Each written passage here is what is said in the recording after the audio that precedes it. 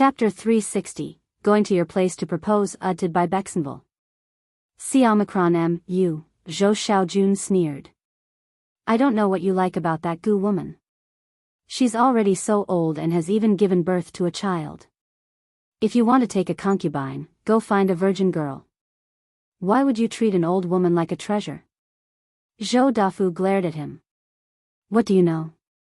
Your Aunt Gu had a hard time in the past. It's rare for her to enjoy life, so why can't you stop going against her? Your mother is so jealous. She's not virtuous at all. Why don't you say that you're a pig? Zhou Xiaojun wiped his face fiercely and climbed into the carriage himself. However, his hands and feet were still weak. It took a while for the maidservant to help him up. Zhou Dafu was so angry that his hands trembled. Who would say that about their father? This child was simply an unfilial son. He had lost so much money and was very unhappy, and he could not control his son. He hated his wife even more because she had spoiled their son. Gu Yundong and the rest had already walked far away. In the end, Shao Qingyuan rode Wind Chaser into the forest to bring out Gale that had calmed down. Sure enough, there was a small arrow stuck in Gale's back. When Ago saw this, he quickly volunteered, "I'll do it. My father used to be a veterinarian." Everyone was speechless. Your father was actually a veterinarian? Mao was even more surprised. Your father was a veterinarian, but you don't know how to ride a mule cart? It took them a long time to get used to it. Go was dumbfounded.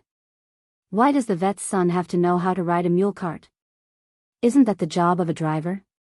You make a lot of sense. Gu Yundong only pulled out the arrow from Gale's body and applied medicine to the wound when they arrived at a nearby village. After this incident, Gu Yundong remained in the carriage. Coincidentally, Madame Yang was also worried and did not allow her to go out. Gu Yundong looked at her hands that were wrapped up like dumplings and felt very helpless. At night, they stayed at an inn in town. After settling down, Gu Yundong finally had the time to ask Mao and the others, "How much money did you get?" The four of them looked at each other and chuckled. Each of them took out a banknote worth 100 taels of silver. They were so excited that their bodies were trembling. 100 taels. Is that all you've got? You only asked for 100 taels. Isn't 100 taels a lot? Gu Yundong was stunned. 100 taels of silver. Now that she had a workshop that could earn money, 100 taels of silver did not seem like much. But when she first came to this world, she even had to calculate every 1 tael of silver carefully. 100 taels of silver was enough to build her green brick tiled house. In Yongfu village, there were probably not 5 families who had 100 taels of silver. Sure enough, it was easy to go from frugal to extravagant, but difficult to go from extravagant to frugal. Gu Yundong smiled and nodded. It's quite a lot. Since you have the money, you have to think about how to use it. You can't gamble or go to brothels. Definitely. The four of them happily took the banknotes and left. Gu Yundong did not care anymore. When only she and Shao Qingyuan were left in the room, she asked, "What do you plan to do with the four of them?" "When I go back, I'll find a master who practices martial arts and let them learn their skills." After today's incident, Shao Qingyuan had been thinking about this problem. Mao and the others were young and smart. It was not too late for them to practice martial arts. Gu Yundong nodded. "All right, as long as you've thought it through." She yawned and was about to return to her room to rest. Unexpectedly, just as she was about to open the door, she heard Shao Qingyuan's voice behind her. "After returning to Yongfu village, they'll find someone to propose marriage at your house." Chapter 361, Be More Reserved. Audited by Bexenville. See Omicron M. Gu Yundong? Gu Yundong. She whipped her head around and looked at him in shock, wondering if she had heard him correctly. What did you just say? Could it be that she was too sleepy and was hallucinating? Shao Qingyuan repeated, "After we go back, they'll find someone to propose marriage." "What do you think of Aunt Tseng?" "Our families are familiar with her and we live next to each other." If there's anything we don't know, she'll remind us. Gu Yundong was sure that she did not hear wrongly this time, but she still looked stunned. After a long pause, she slowly turned around and sat opposite him. Gu Yundong's throat was a little dry. She picked up the cup and wanted to drink some water. Only then did she realize that Shao Qingyuan seemed to have finished the water in the cup. She looked up into his twinkling eyes and realized that he was even more nervous than she was. Seriously, silence. Silence. The two of them just sat there without saying anything. They didn't know what to say. Gu Yundong's mind was still a little blank. She could not understand why he suddenly proposed. This was a proposal, right? No, he didn't even ask for anything. He made the decision directly. At the thought of this, Gu Yundong's mind instantly cleared up. She widened her eyes and glared at the man opposite her. Why are you suddenly going to my house to propose marriage? It's not really sudden. Didn't we hug this morning? It was quite long.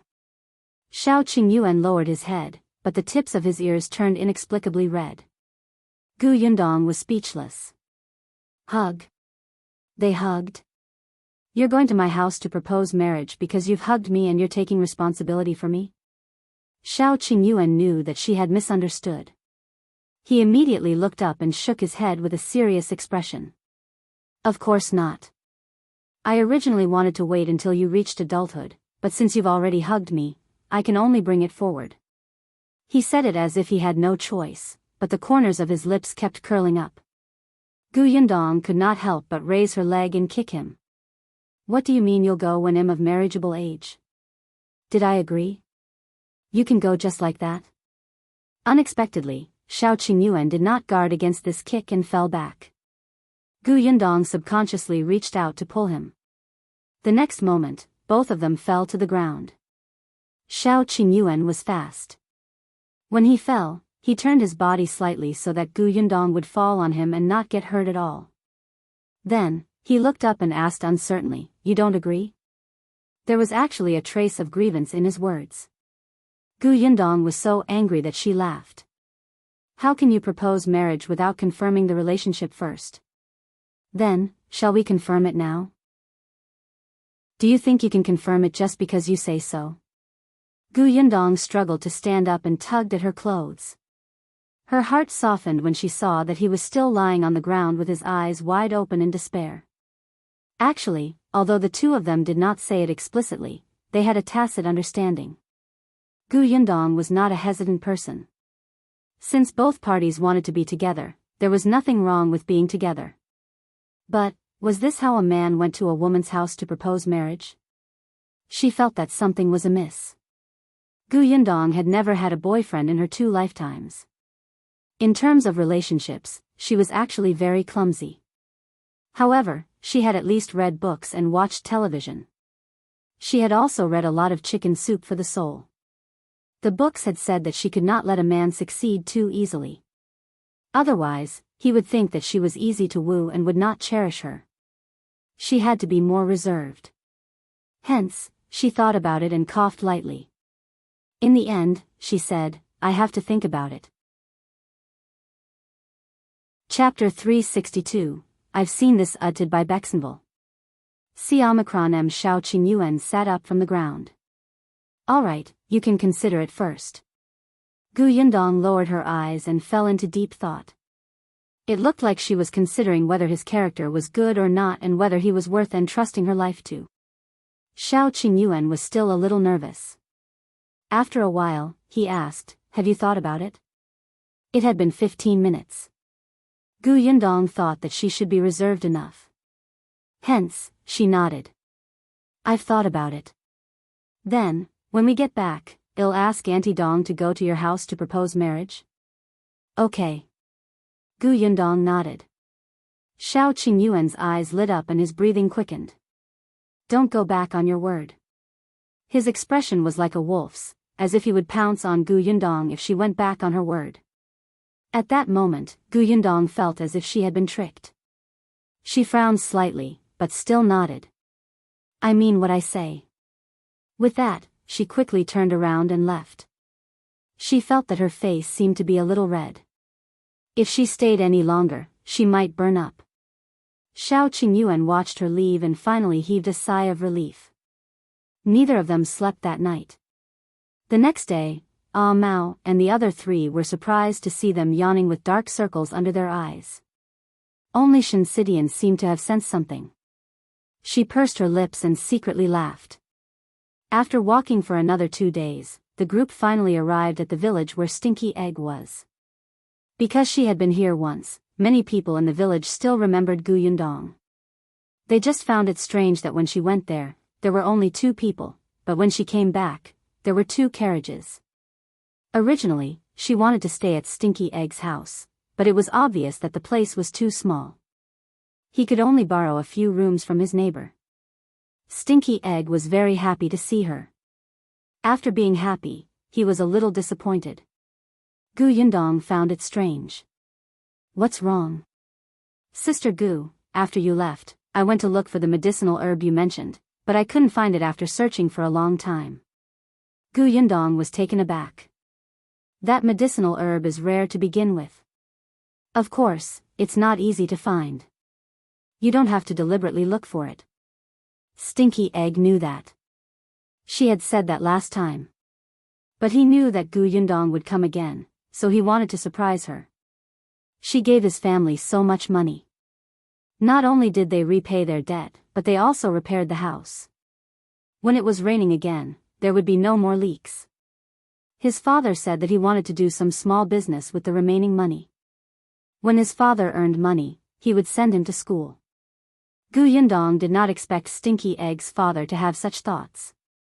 Send you to school? That's a good thing. Yes. Stinky Egg was still a little embarrassed. My father said that Sister Gu knows what those herbs are for when she sees them because she has studied. In the future, when I can read, I won't waste good herbs like ordinary flowers. Stinky Egg was very happy to be able to study. He was very glad that he had met Sister Gu before and their family had improved. Actually, her parents had said that if Sister Gu had not said it explicitly at that time, as long as she cleverly said that she liked the flowers, she could take them away without spending a single cent. However, Sister Gu did not do that. She was a person with a conscience. Shao Qingyuan asked, "What medicinal herb?" Yundong did not hide it from him. She took out the medical book she had copied and flipped to one of the pages. This is it. I got this book from Dr. Song. It's filled with herbs. If you see anything on it in the future, you have to be careful and pick it back for me. Shao Qingyuan liked it when she instructed him so bluntly. It felt like the two of them were very close. He nodded as he flipped through the pages. Huh. I've seen this before. Chapter 363, The Gap Between People Utted by Bexenville. Xiaomicron M. Yundong's eyes widened. Was this for real? She quickly leaned over to take a look. You've really seen it before? Shao Qingyuan nodded and turned another page. I've seen this too. He turned another 2 pages. I seem to have seen this too. Yundong was speechless. Didn't Song de Jiang, this liar, say that these were precious and rare herbs? No, maybe he remembered wrongly. After all, there were many similar herbs. She asked in detail, "Are you sure? Is it possible that you saw it wrongly? Where did you see it? The environment and habits are written on it. I should be right. I saw it in the mountains. If you want it, I'll pick it for you another day." Shao Qingyuan could already recognize a lot of words now. He was a fast learner in this aspect. Deep in the mountains? That's right, the deep mountain behind Yongfu village stretched for thousands of miles, but most of the villagers in the surrounding villages were active at the foot of the mountain, picking some wild vegetables, mushrooms, and firewood. Even the hunters were mostly hunting in the periphery. There were very few people who entered the deep mountains.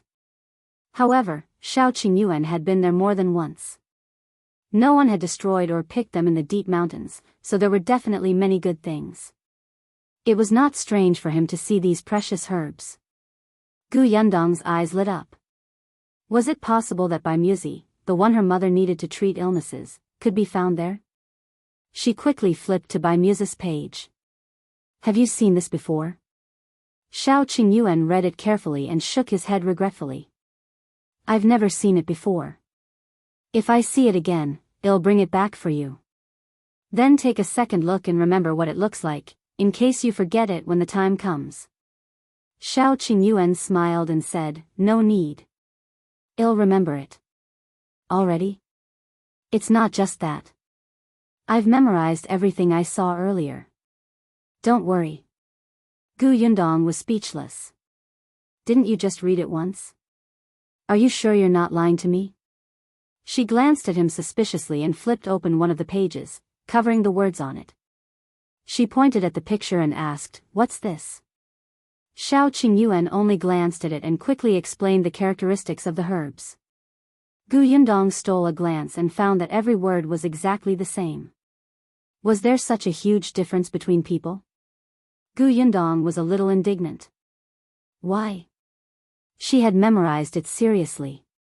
How could she forget it so easily? Shao Qingyuan seemed to have seen that she had suffered a blow. He quickly said, actually, I've already forgotten about it. Hee. There was no sincerity in lying. She threw the book at him. Since you have such a good memory, take a good look at this book. In the future, when you encounter good medicinal herbs, don't miss a single one.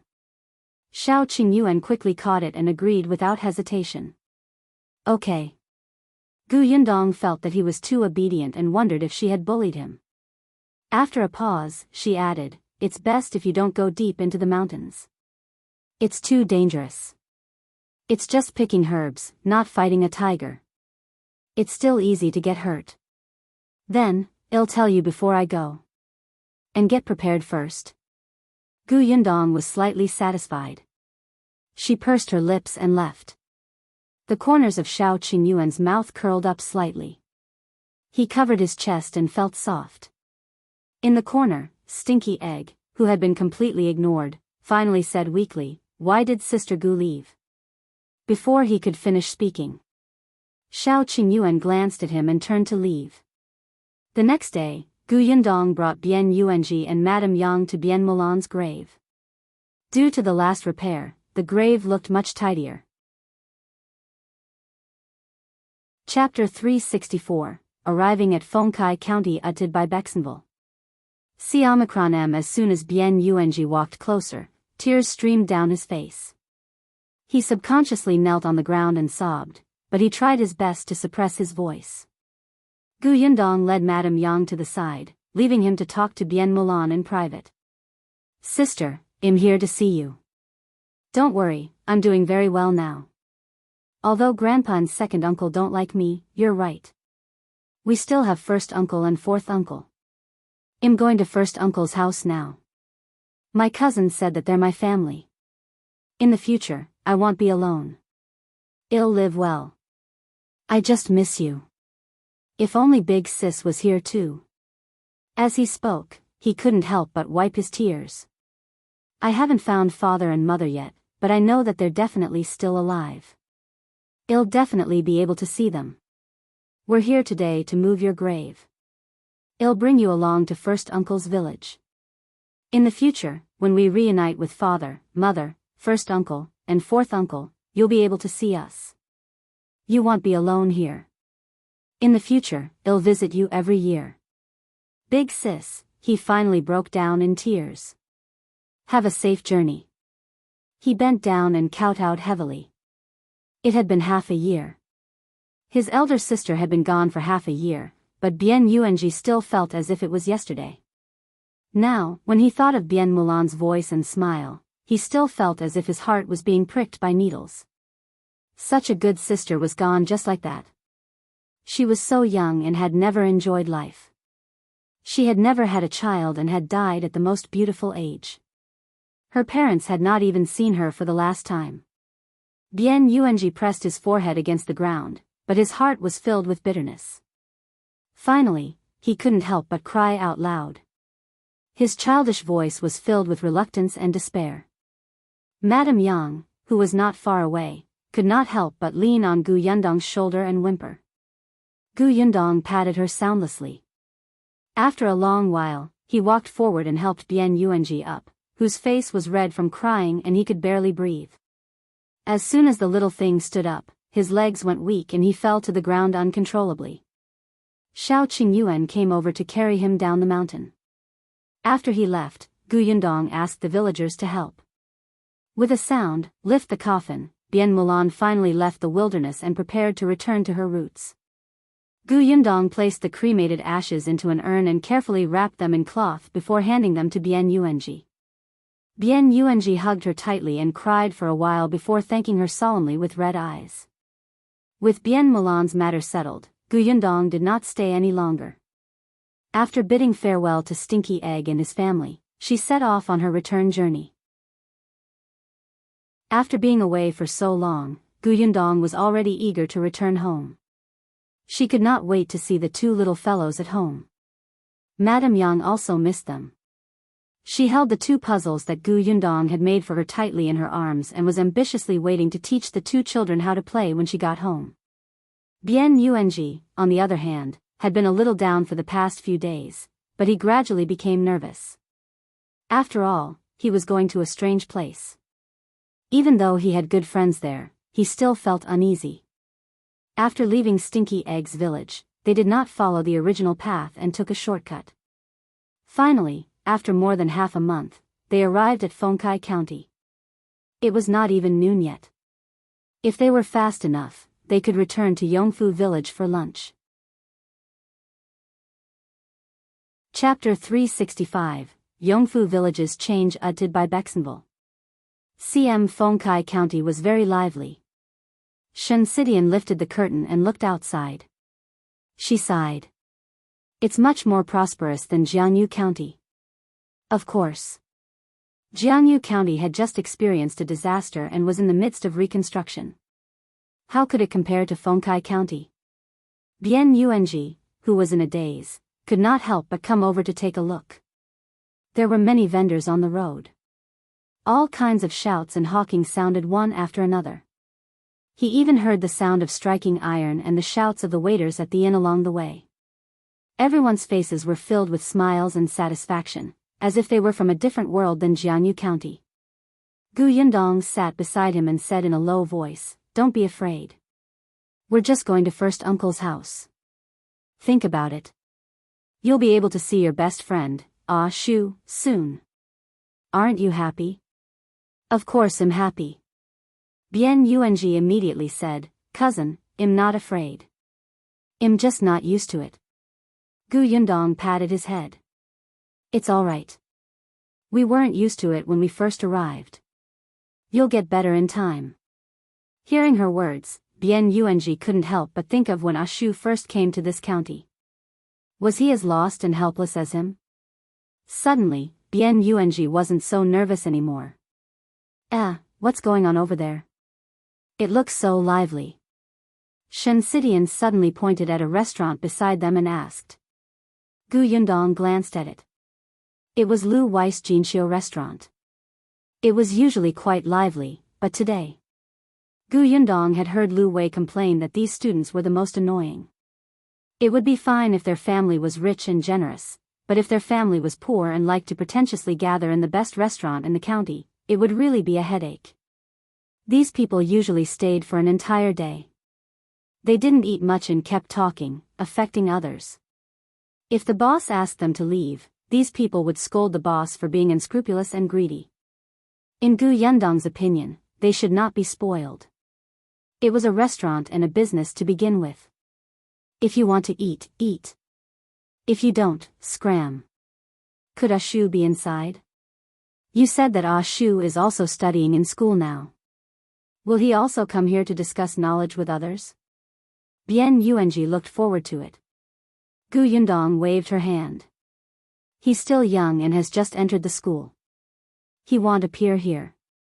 He should still be in school. Let's go back to Yongfu village first. When Ah Shu comes back and sees us, he will definitely be very happy. Yeah. The carriage gradually drove away. Not long after they left, a small figure raised his head and puffed out his chest. He walked into Jinshu restaurant in an awe-inspiring manner. Gu Yundong was in a hurry to go home, so she did not check out the shops in the county. She only glanced at them when she passed by and saw that everything was normal. Zhuangzi was welcoming the guests enthusiastically, so she put down the curtain. The carriage soon arrived at Yongfu village. Gu Yundong watched from afar and felt that Yongfu village seemed to have changed a lot in the few months she had been away. However, as soon as they entered the village, they heard the sound of horse hooves behind them. Gu Yundong vaguely heard a familiar voice. "Excuse me, please excuse me." Chapter 366:1 was fighting against injustice uttered by Bexenville.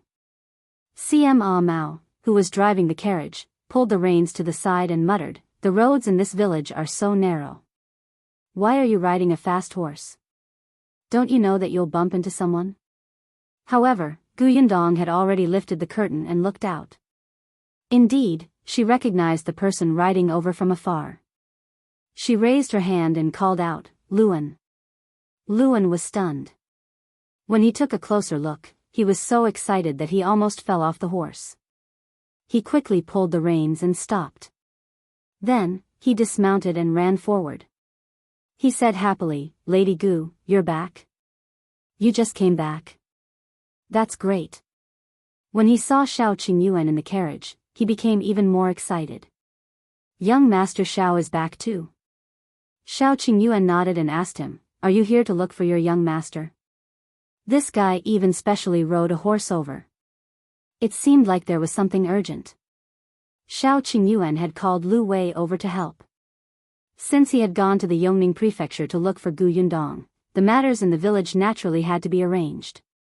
After all, Lu Wei was the young master of the Lu family. His family's business was so big. Although he was usually silly and unreliable, he had learned a lot since his childhood. It was naturally not a problem for him to manage a small workshop. Coupled with his identity, the villagers were more or less afraid of this kind of young master from the city. Therefore, even if Gu Yundong and Shao Qingyuan were not in the workshop, no one would dare to cause trouble with Lu Wei around. Lu Wei was overjoyed. Previously, Gu Yundong had not allowed him to be the shopkeeper of the sugar shop. He had been resentful for a long time.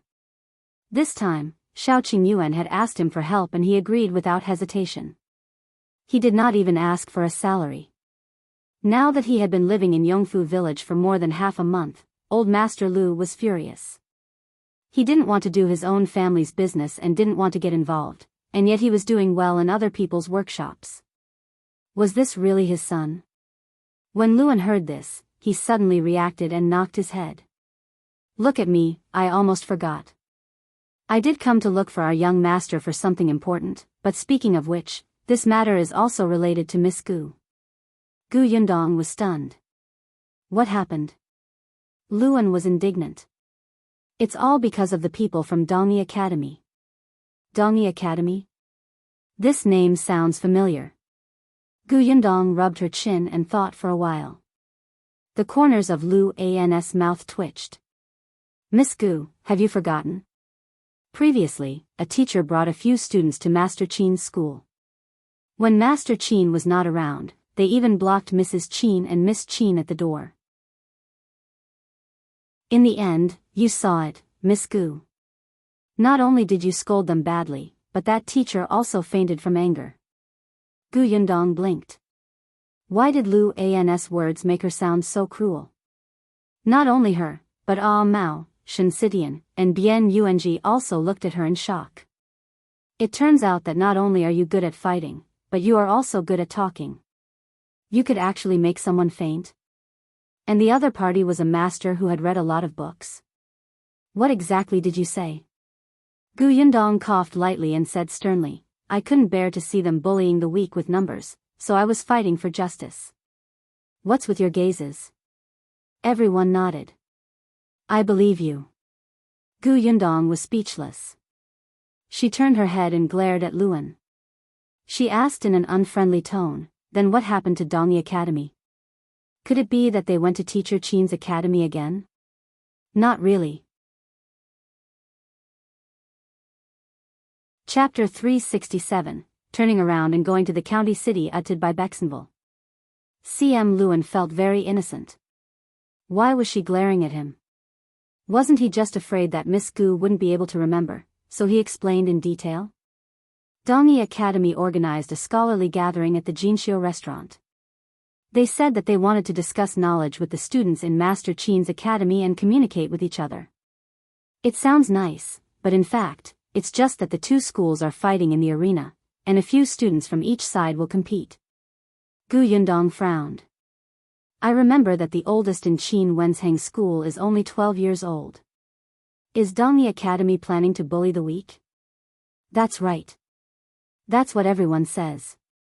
That's why Dongyi Academy announced that the students participating in the competition from this academy will also be under the age of 10. Who doesn't know what they're thinking? To meet the requirement of being under the age of 10, they could find some 9-year-olds.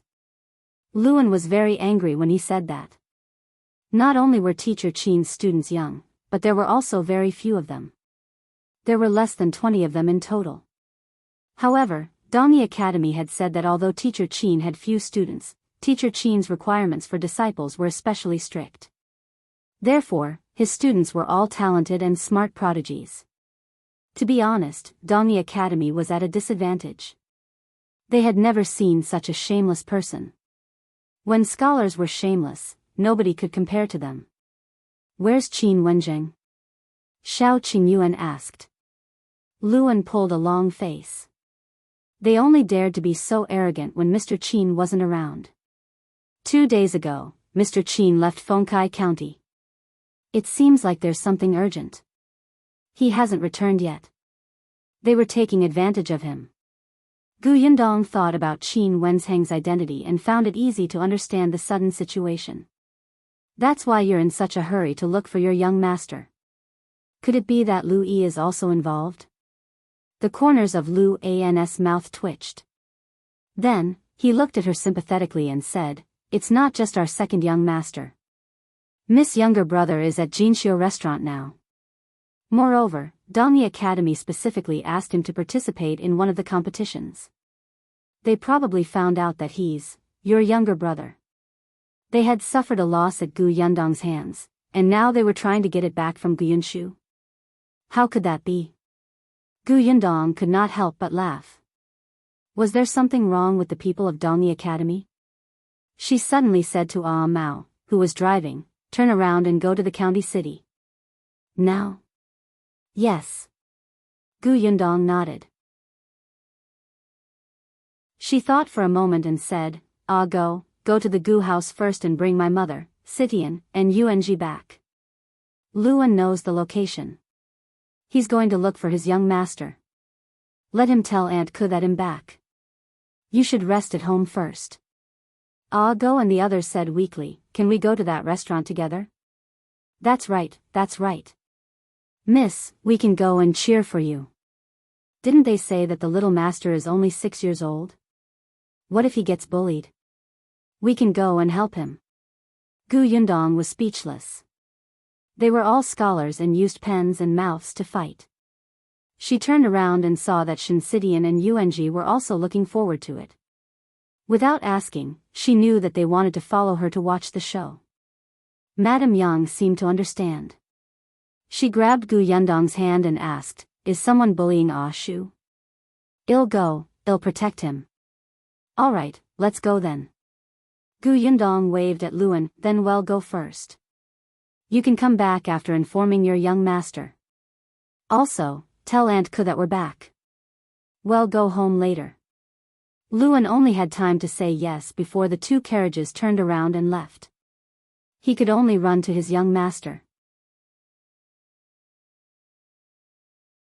Chapter 368, As Long as You're Happy uttered by Bexenville.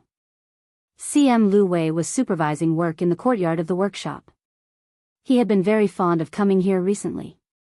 It was not only because he felt a sense of accomplishment, but also because he could hear all kinds of gossip from the neighboring villages and the town.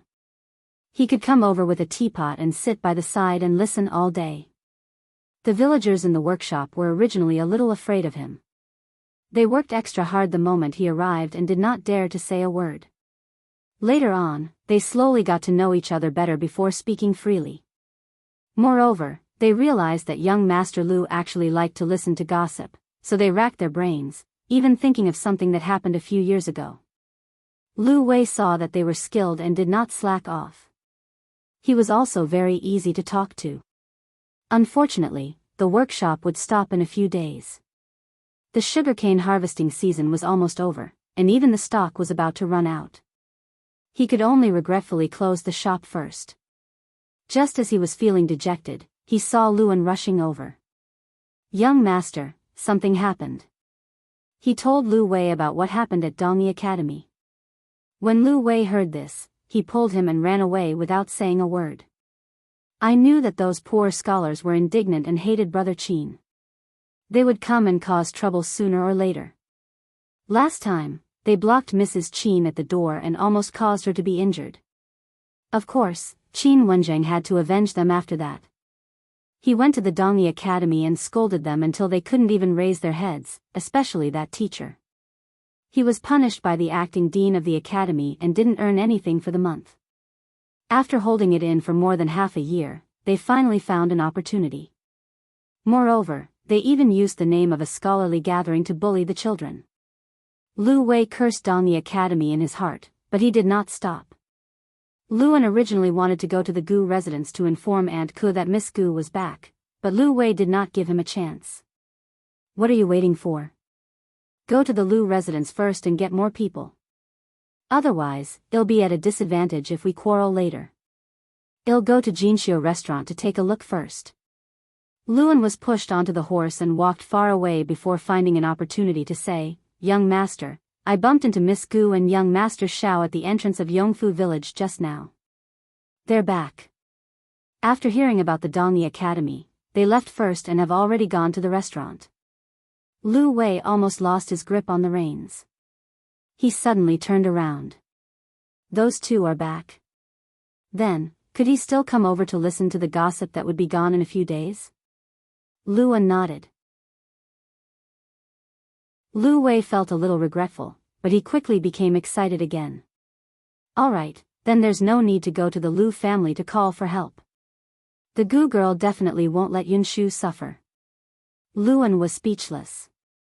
"Young master, you actually placed all your hopes on a woman who has yet to reach adulthood. Don't you feel ashamed?" Lu Wei was not ashamed.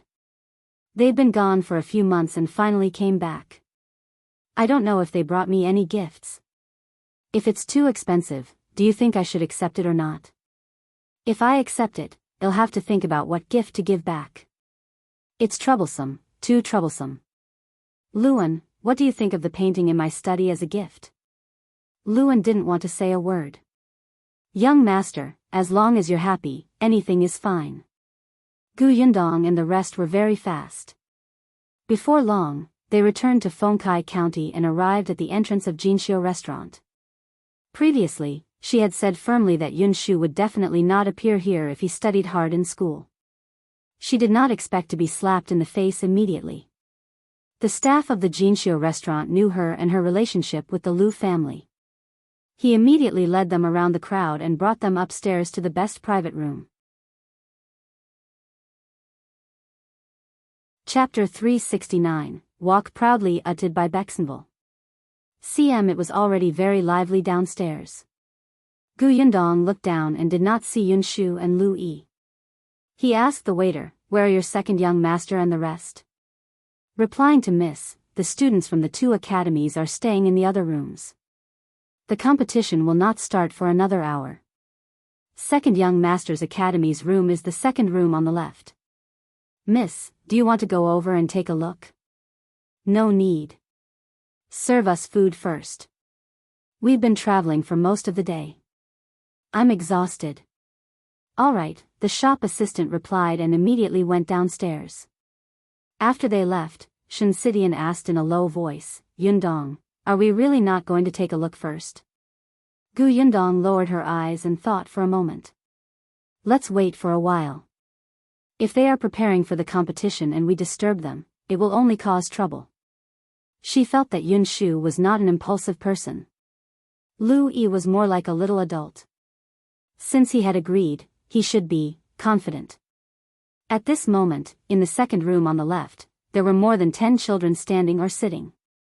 The oldest was only 12 years old. His name was Junken. He was solemnly patting Yunshu's shoulder. Yunshu, you're the youngest here and the last to enter the school. Coupled with your sister, they will definitely target you. However, don't be afraid. We just have to win 2 of the 3 matches. Yunshu had only been in school for less than half a year. In fact, the earliest students here came to the school 2 years ago. Lu Yi was only half a month earlier than Yunshu. However, the difference was that Lu Yi was the young master of the Lu family. Even before he entered the school, he had been enlightened by his family.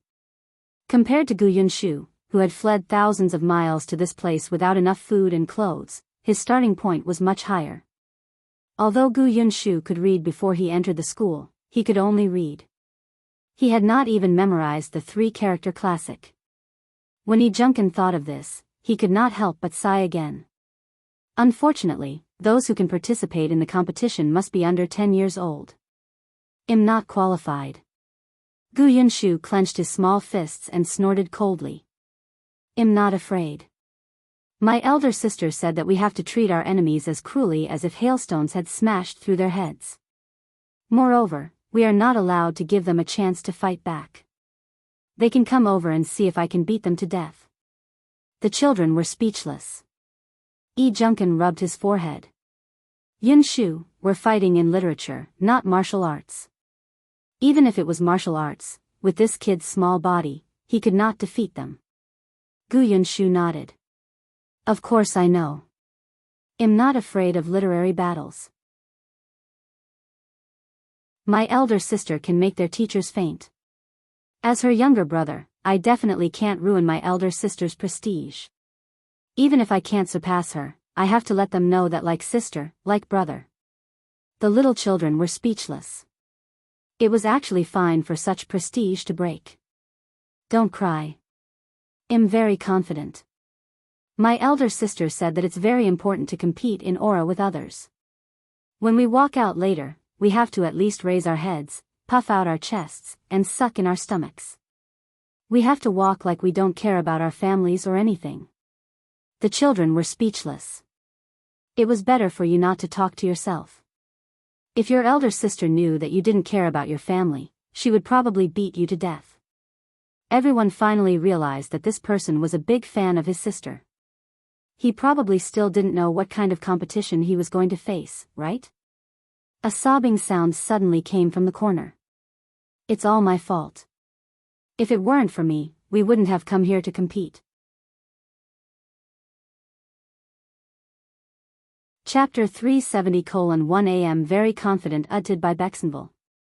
The children looked at Xiaoyu, who was squatting on the ground. He was only 7 years old, and his face was filled with self-blame.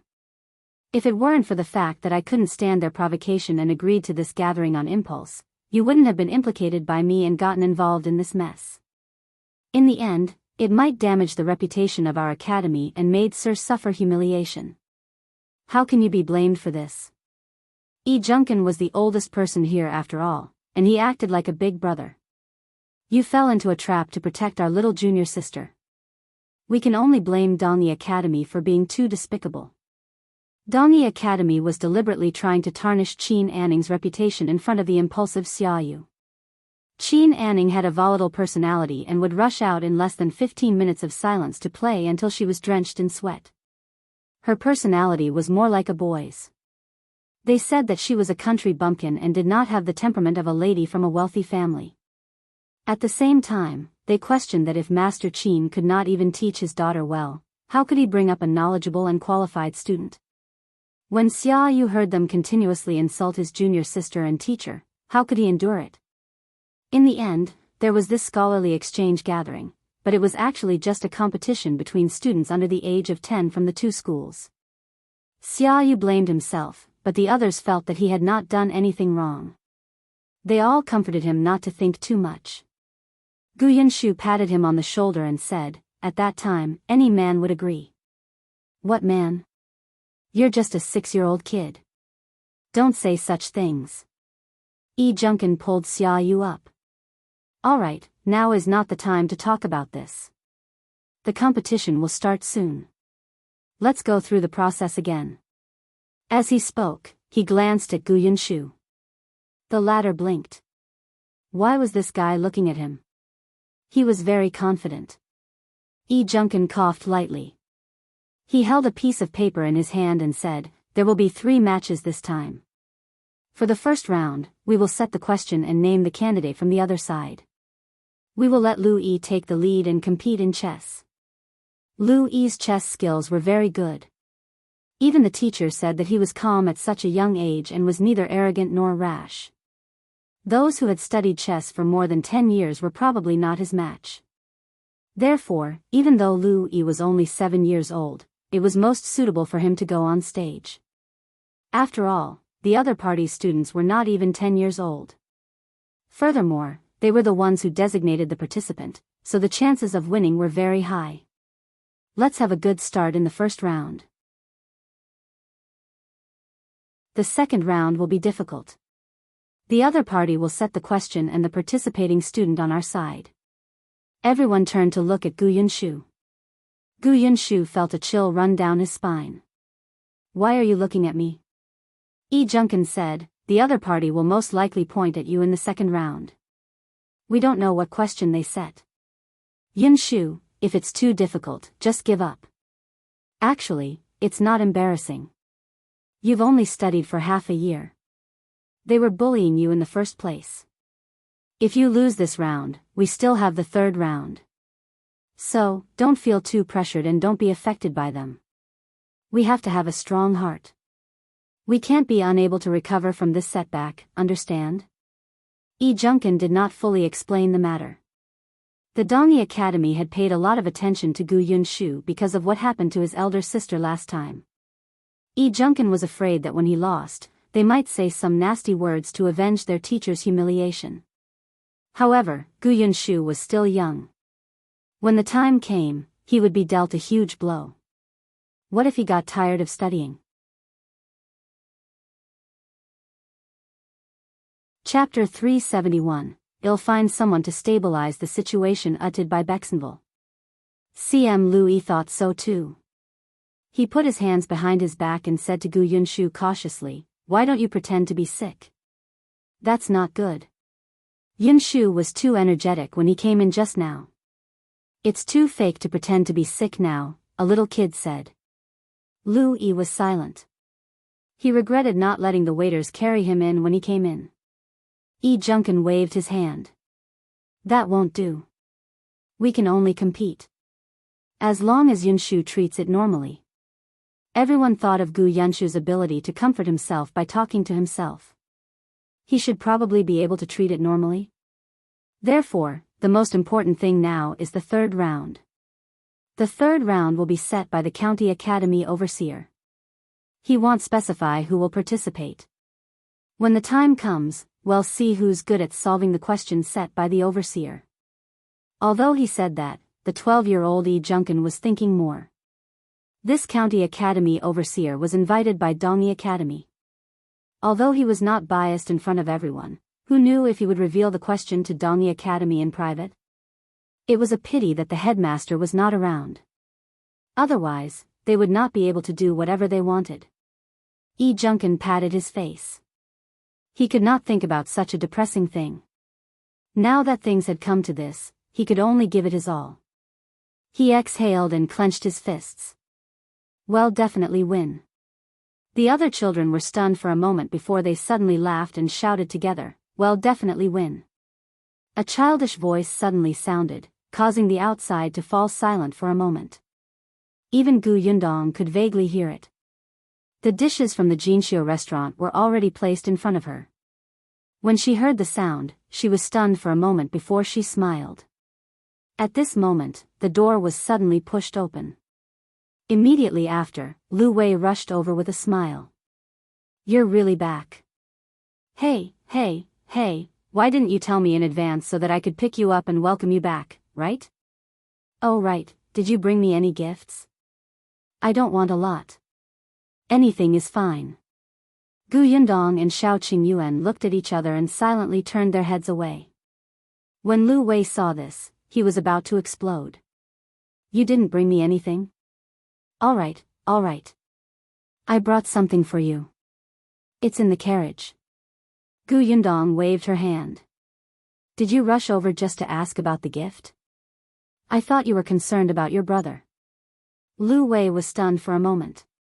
When he heard that there was a gift, he was relieved and wasn't in a hurry to look at it. The surprise had to wait until the end. He sat down and drank a cup of tea. Of course I'm concerned about my brother.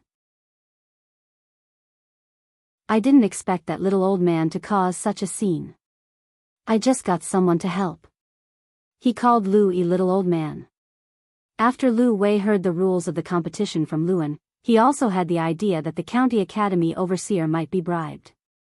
Therefore, he still got someone to send a message to Duan Jingyuan, who was in the county academy, and asked him to come over quickly to stabilize the situation. Therefore, he came a little late and only arrived when the others were eating.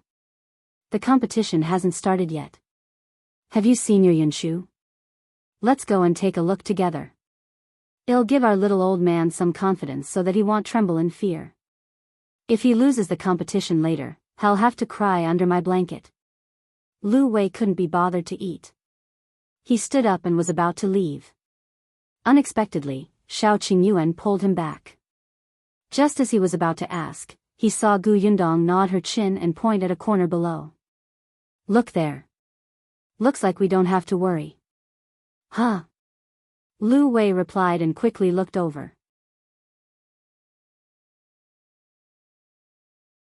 Chapter 372, Gu Yunshu was squeezed out by Bexenville. There were people coming and going downstairs, but there were two people sitting in an inconspicuous corner. One of them lowered his head and covered half of his face with a fan.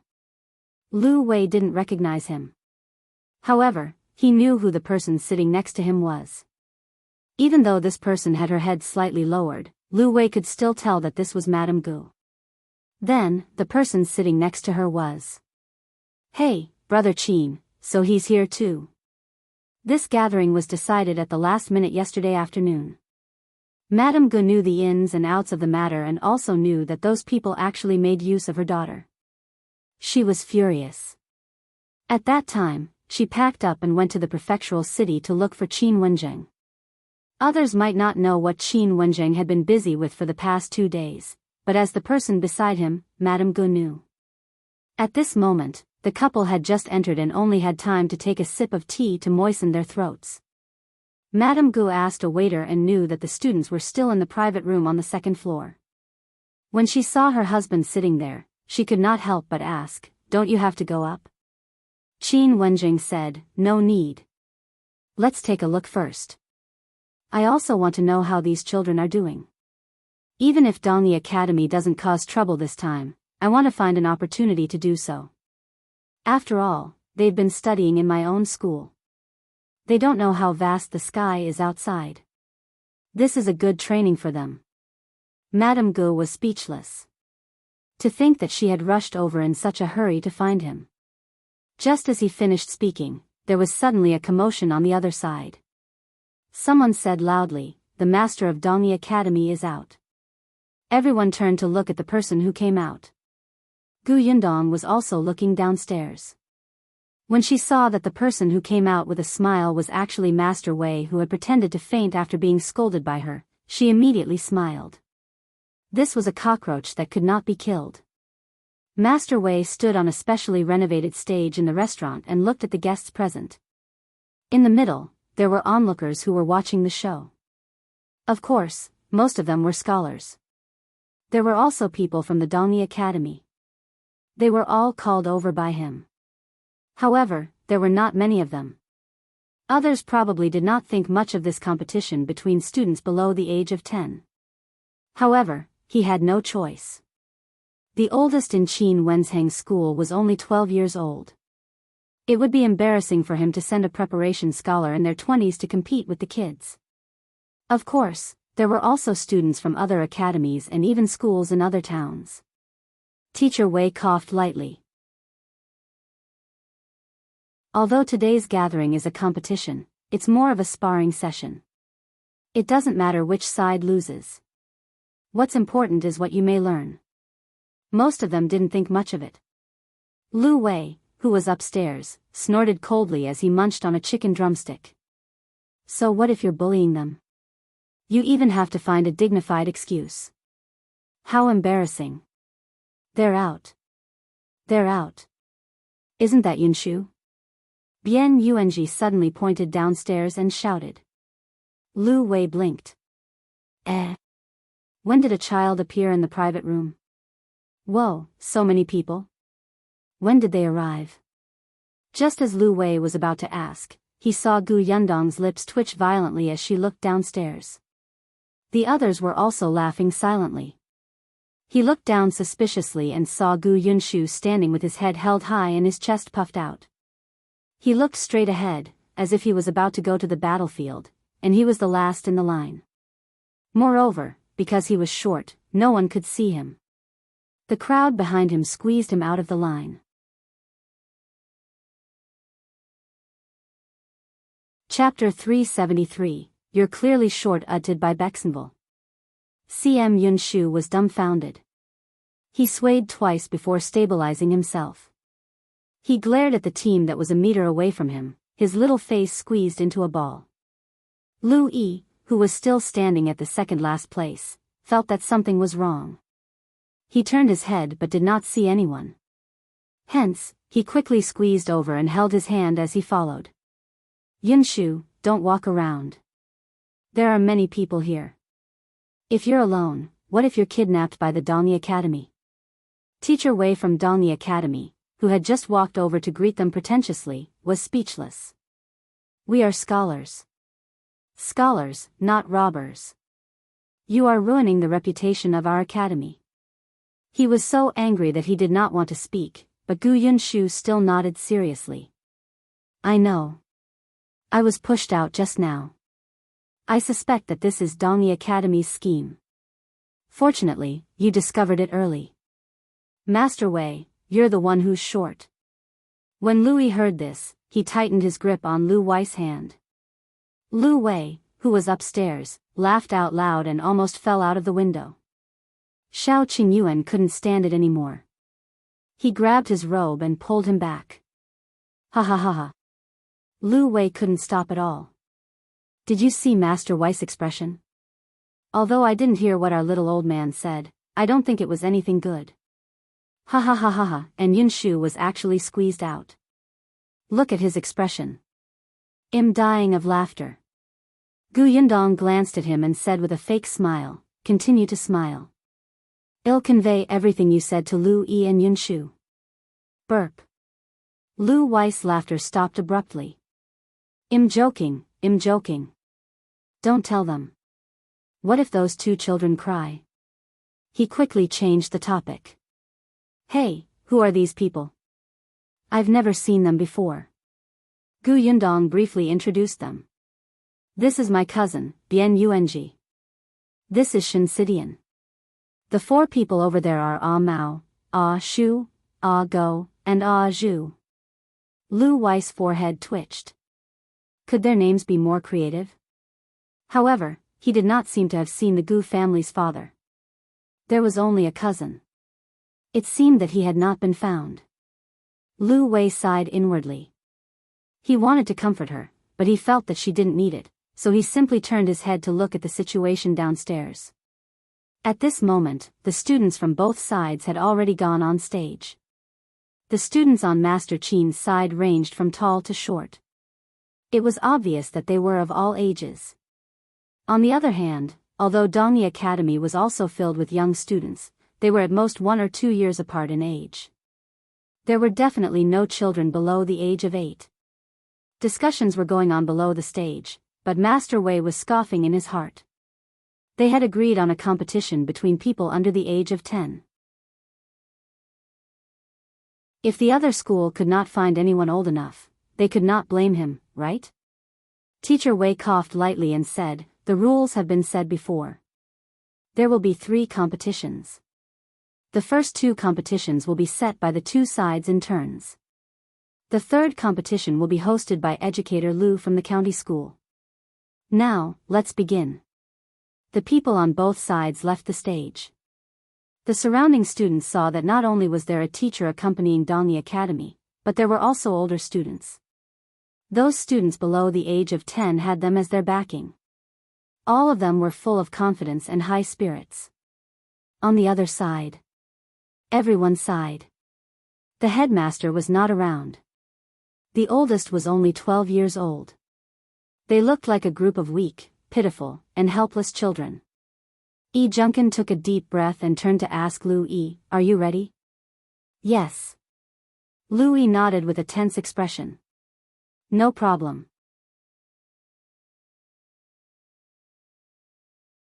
Chapter 374, Learning from Big Sister, edited by Bexenville. CM. With that, Lu Yi strode forward. With his hands behind his back, he said in an old-fashioned manner, "Our first match is chess. I'll compete." Junkin took out the chess pieces and placed them on the high platform. Dongyi Academy had no objections and let Lu Yi choose his opponent. Lu Yi looked at the students and finally pointed to the last one. Him. The teacher had said that chess players had to be calm and patient. They had to slowly figure out the strategy for the game. Otherwise, they would lose everything if they made a single mistake. Hence, after looking around, Lu Yi chose the person who looked the most impatient. That person also walked out of the group and stood on the stage with his hands behind his back. He and Lu Yi greeted each other and sat on the two sides of the chessboard. One of them held a black piece while the other held a white piece. The person who acted as the referee was the overseer. When it came to chess, winning was winning. The main role of the referee was to prevent people from regretting their moves or spending too much time. However, they were all self-proclaimed scholars here, so they naturally did a good job on the surface. They would not regret their moves or go back on their word. Lu Yi was mentally prepared, but he did not expect the other party to admit defeat within half an hour. "I really don't have much talent in chess. I'm destined to lose, so I won't waste everyone's time. Let's move on to the next game." He was straightforward and generous, admitting defeat readily. On the contrary, many people felt that this person had the bearing to lose. Lu Yi looked at the chessboard and felt like he was holding back his anger. He couldn't even spit it out. This person's chess skills were indeed average, but he could clearly last for a period of time. However, if they continued to play, Dongyi Academy would only lose even more miserably. It might even highlight Lu Yi's superb chess skills at such a young age. How could Teacher Wei allow them to step on his students' weaknesses to improve their reputation? Therefore, he decided to surrender halfway. After all, the second round was the focus of his preparations. Upstairs, Lu Wei frowned. The other party did it on purpose, right? Our little old man looks very unhappy. Yundong lowered her eyes. It seemed that they were not only going to humiliate the losers, but also the winners. This scholar's scheming made people feel inferior. Downstairs, Madame Gu also frowned. "You really don't need to go over?" Wenzheng shook his head. "No need. Lu Yi will be able to adjust himself soon." As expected, as soon as he finished speaking, Lu Yi pursed his lips and solemnly walked to Yunshu's side. "Next, it's up to you. Remember, if the other party is too strong and chooses your weakness, then you should be like that person just now and admit defeat quickly." In any case, Yunshu was the youngest. No one would laugh at him. However, the effect might not be too good after copying Dongyi Academy's method. Everyone might even find it boring. No one wanted to see someone admit defeat so early. The first round was fine, but if the second round was still like this, they would be criticized. Yunshu clenched his fists. "I won't admit defeat." At most, he would scold the other party until they fainted. He would learn from eldest sister. As expected, a student from Dongyi Academy chose Yunshu as his opponent. There was even a malicious smile on his face as he looked at him provocatively. Yunshu walked up the stage calmly. The other party was taller than him. He puffed up his cheeks and was a little angry. When he looked up, his neck was tired, so he decided to keep his eyes lowered. Hence, the other party's provocative gaze was ignored by him.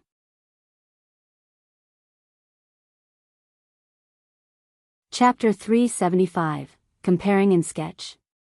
Audited by Bexenville. CM Master Wei looked at the two of them and said with a smile, "The second round is a competition of painting." Painting?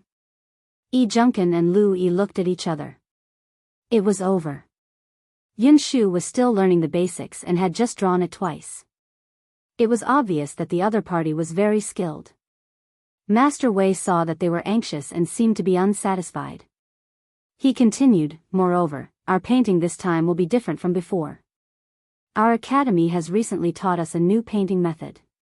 It can draw people vividly, as if they are directly copied." As he spoke, he looked at Yunshu. "I heard that your teacher has been learning this painting technique recently. I believe he has already taught you.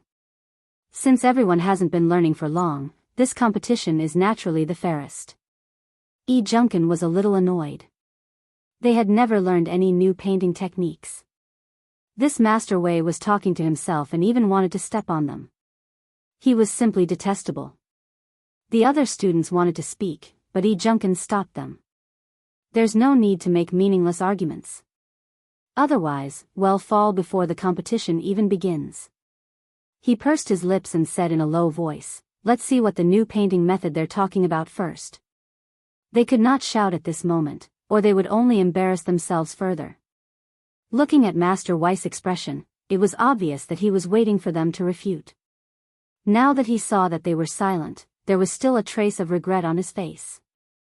Teacher Wei could only turn his attention to Yunshu and ask, "Do you have any questions?"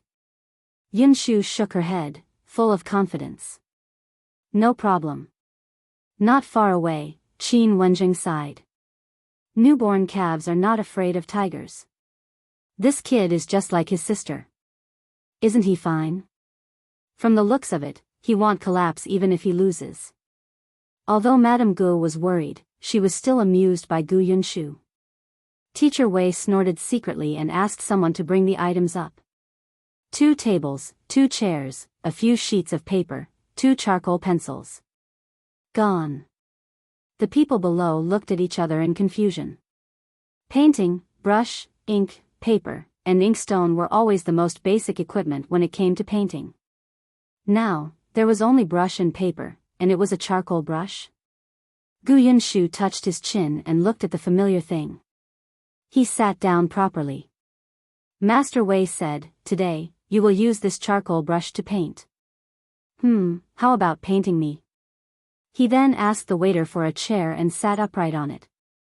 He placed his hands on the armrests of the chair and looked straight ahead, seeming unfathomable. The students from Dongyi Academy nodded. Fine." With that, he sat down and pondered for a moment with the charcoal brush in his hand before starting to work. Yundong, who was in the private room on the second floor, was shocked. The new drawing method they were talking about was sketching. She narrowed her eyes slightly. So someone had already figured it out on their own. She just didn't know how effective it would be. The people downstairs were all craning their necks to look up at the high platform. There were also people whispering, especially the scholars, who seemed even more anxious. On the high platform, only the students of the Dongyi Academy were drawing. One moment, he was painting, and the next moment, he was looking at Teacher Wei. It looked like he was quite serious. Yunshu did not move. No one knew what he was thinking, but he would occasionally look at the other party's painting. On the other hand, Yi Junkin and Lu Yi were a little anxious. Since he was not doing anything, why not just admit defeat? Yi Junkin's expression was serious. Just as he was about to speak, Lu Yi suddenly tugged at him. "Look at Yunshu." Yi Junkin was stunned. He looked up and saw that Yunshu had already picked up a charcoal brush and was lowering his head to paint.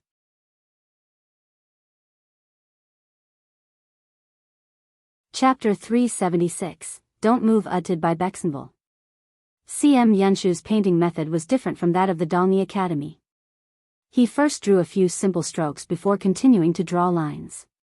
Short straight lines, long straight lines, horizontal lines, vertical lines, diagonal lines, and various other lines crossed. Everyone shook their heads when they saw this. This is because he can't draw it. He's starting to mess around. I don't think the teacher in his school has taught him at all. The little boy just now has been looking at the drawings of his opponent. Does he want to learn it now? But the other side doesn't draw like him. So he didn't learn it and started drawing randomly? Teacher Wei turned his head slightly and took a glance as well. He immediately smiled. Yunshu suddenly shouted, "Don't move. Since you want to be a model, you have to be professional. Otherwise, it will affect my painting." Am a model? What was that? Everyone's mind was filled with question marks. They didn't quite understand what he meant. However, Mr. Weiss' face was flushed red. Although he did not understand what the model meant, he understood that he was moving around and affecting the kid's painting. He flew into a rage out of humiliation. "You're painting? You're doodling randomly like an expert. Let's see how you end up later." Although he thought so in his heart, he really stopped moving. The student of Dongyi Academy was still focused. In fact, he had already drawn Master Wei before. From the complete lack of resemblance, the lines slowly curved. There were already many drawing papers lying in his bookshelf. Yunshu's lines were almost done. He began to draw slowly and emphasized some areas. Gradually, the originally messy lines were connected, forming his eyes and nose as if they were alive. Like a magic trick, they suddenly became three-dimensional and turned into a face. Hiss, the people nearby couldn't help but widen their eyes. He looked at the painting, then at Master Wei, and then at the painting. They were really the same. Master Wei frowned subconsciously. The whispers in his ears gave him a bad feeling. But he could not move, lest Yunshu lost and blamed it on him. The Dongyi Academy student heard it too. He frowned slightly but did not look in Yundong's direction. It was fine. He was already very familiar with it. How could he lose to this brat? Just a little bit more to finish the drawing. However, Yunshu was faster. He put down the charcoal brush and heaved a sigh of relief. Unexpectedly, when he looked up, everyone was looking at him. Yunshu was suddenly worried. Had he drawn it wrong? He had started learning to sketch since a long time ago. He was very interested in Big Sister's drawing of the structure of the house. At that time, Big Sister had taught him to draw the simplest square wooden box. Later on, he drew pears, vegetables, cups, jars, and various other things. Then, he drew people. However, eldest sister said that this painting could not be spread out and that no one could know that she had taught him. Unless one day, there was someone outside who knew how to draw like this. Today, when he saw the charcoal brush taken out by Dongyi Academy, he had been guessing. Then, when the other party drew the outline, he realized that he could draw outside. Although the order of painting was different and he started from the lines, it didn't matter as long as he drew well. But why was everyone looking at him with burning eyes? Could it be that he had done something wrong? He was a little flustered. What should he do? Finally, Dongyi Academy finished drawing. The other party put down his brush. As the model, Mr. Wei secretly heaved a sigh of relief. He wanted to rush up and take a look, but he had been sitting for too long. His old bones were too stiff to move.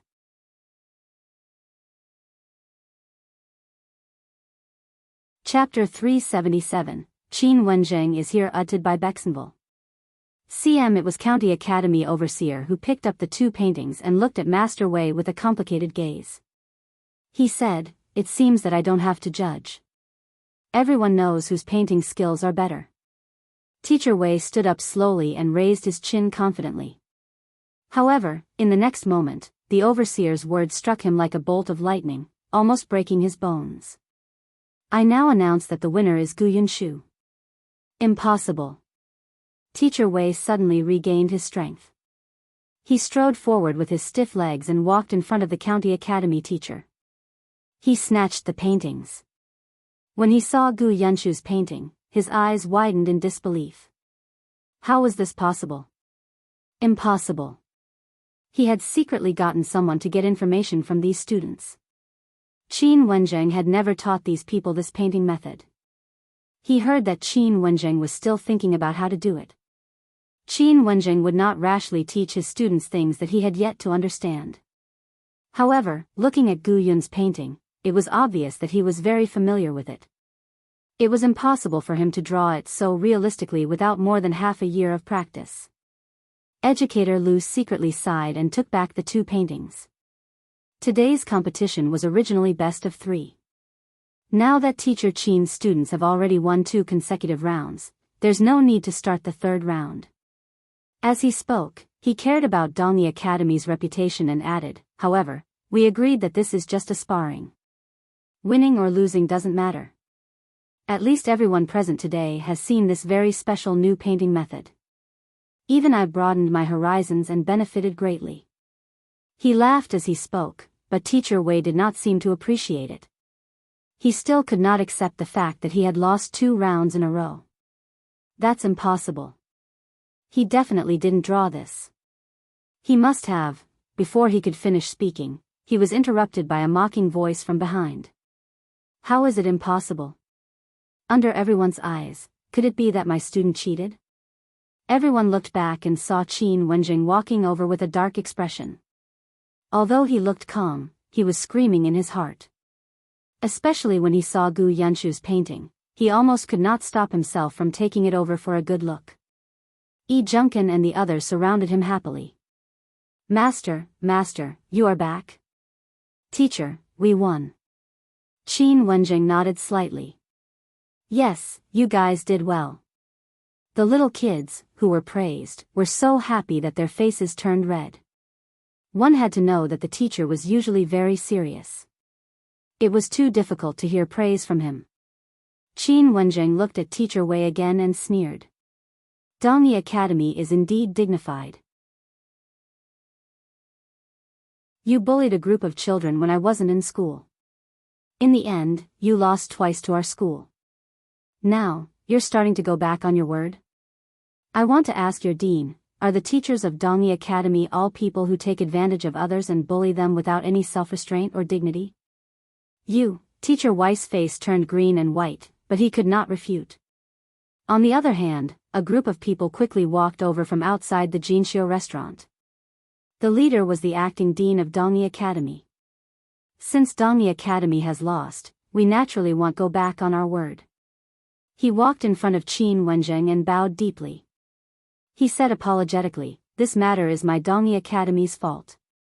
Master Wei made his own decision and urged the students to compete with the other academies in private. He violated the big taboo of our Dongyi Academy. Master Qin, don't worry. Dongyi Academy will definitely give you an explanation.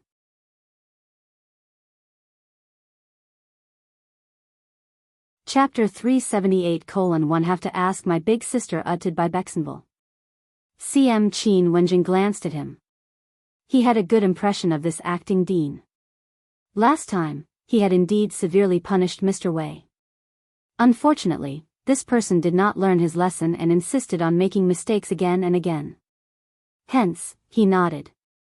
In that case, ill wait. He did not want to completely offend them. After all, even if he did not care, his students still had to care about their reputation. Continuing to be aggressive would make their future path difficult. Moreover, Wenzheng was secretly looking for an opportunity to stir up trouble and get the people from Dongyi Academy to come out and spar. On the other side, Master Wei's expression changed drastically. Dean Shui. Dean Shui looked at him coldly. You ruined the Academy's reputation because of your own selfishness. I will write a letter to Dean Jiang when I get back. During this period of time, you should reflect on your mistakes at home. Teacher Wei was recruited by Dean Jiang. Whether he could continue to stay in the academy still depended on Dean Jiang. After saying that, he looked at the other students who had come with Master Wei. You will be punished when you return to the academy. The students immediately lowered their heads. No one dared to speak. Teacher Wei was indignant. He wanted to say something, but he was pulled away by the people brought by Dean Shui. Dean Shui apologized to Qin Wenzheng again. Then I'll leave first.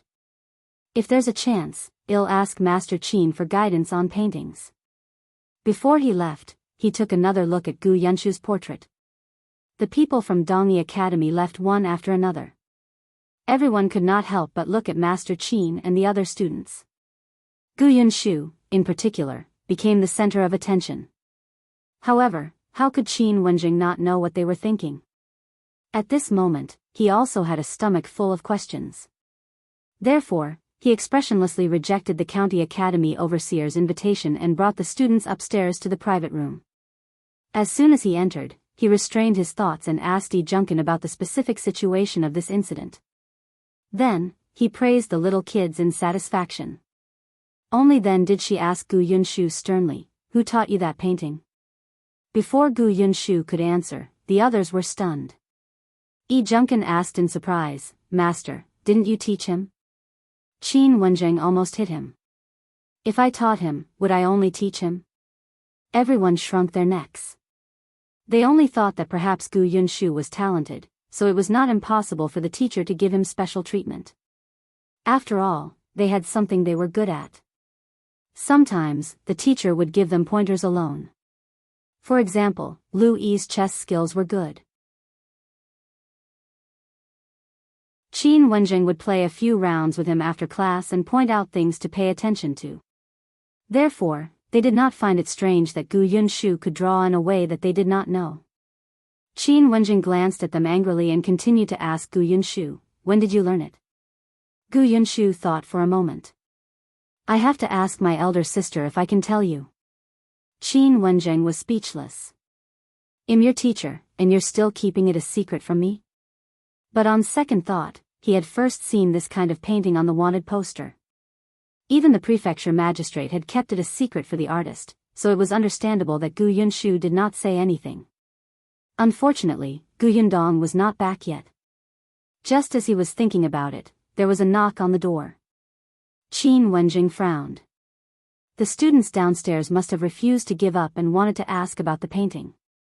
Seriously, he hadn't even asked it yet. These people were so annoying.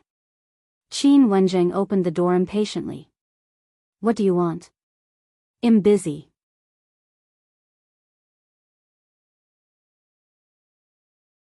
Chapter 379, Siblings Meet Udted by Bexenville. CM The person standing at the door smiled. "Master Qin, long time no see." Qin Wenzheng widened his eyes in shock. You, Gu Yundong? You're back?" When Gu Yunshu heard the familiar name, he hurried out of the private room. When he saw his eldest sister, his eyes lit up. Big sis, you're back. When did you come back? Why are you here? Did you see my competition just now? Wasn't it great? I listened to you well. When others came to bully me, I was imposing." He was overjoyed. After nagging for a while, his eyes turned slightly red again. "Big sister, I was obedient and took good care of little sister. Every day, she ate well, drank well, and wore warm clothes. She didn't fall sick. The teacher said that I've improved a lot in my studies. Aunt Ko also said that I'm like an older brother. I just missed you and mother and looked forward to your return every day." The child was extremely obedient. Gu Yundong's heart ached and softened. After not seeing each other for a few months, Gu Yundong realized that this kind of kinship was really heartwarming and unforgettable. She squatted down and gently stroked his head. "Yes, I know. Yunshu is very obedient and sensible. You're a little man now." Gu Yunshu puffed out his chest and nodded vigorously. He grinned. After speaking to Gu Yundong, he looked at the person behind her and immediately threw himself into Madame Yang's arms. "Mother. Ah, Shu is great." Madame Yang picked him up, her eyes red. Gu Yunshu smiled even more happily. However, when he looked around and did not see Gu Dajiang, the smile on his lips could not help but droop. Sister, didn't you find father? Gu Yundong secretly took a deep breath. Father is not in Qingyuan Prefecture, but don't worry. Father is fine. He will be found. At the very least, everyone in Qingyuan Prefecture who saw Gu Dajiang said that he had left the city gate safely. If he could survive the disaster and remain safe despite the chaos in Qingyuan Prefecture, he would definitely be fine in the future. When she saw that Gu Yunshu still looked a little sad, she quickly brought the timid and uneasy Bian Yuanji over. Look who this is. Bian Yuanji was very nervous. He had regarded Gu Yunshu as his best friend, but Yunshu seemed to have many classmates and friends now. They were all knowledgeable and capable friends. He suddenly felt inferior and helpless. Madame Yang had already put Gu Yunshu down. Hearing this, he could not help but take a few more glances at Bian Yuanji. After a while, his eyes lit up. He rushed over and grabbed his hand. Yuanji, right, cousin Yuanji? Your cousin Yuanji? Shu, it's me. Bian Yuanji was very happy that he still remembered him. Gu Yundong smiled. Your cousin Yuanji will be staying with us from now on. He just came and is not familiar with Yongfu village or Fengkai county. You can bring him around later. Gu Yunshu nodded vigorously. Leave it to me. He patted his chest and happily introduced Bian Yuanji to Lu Yi and the rest. Gu Yundong heaved a sigh of relief. With Yunshu around, Yuanzi's temperament should become more cheerful. But in the next moment, Gu Yundong suddenly felt someone staring at her. She suddenly turned around and met Qin Wenzheng's covetous gaze.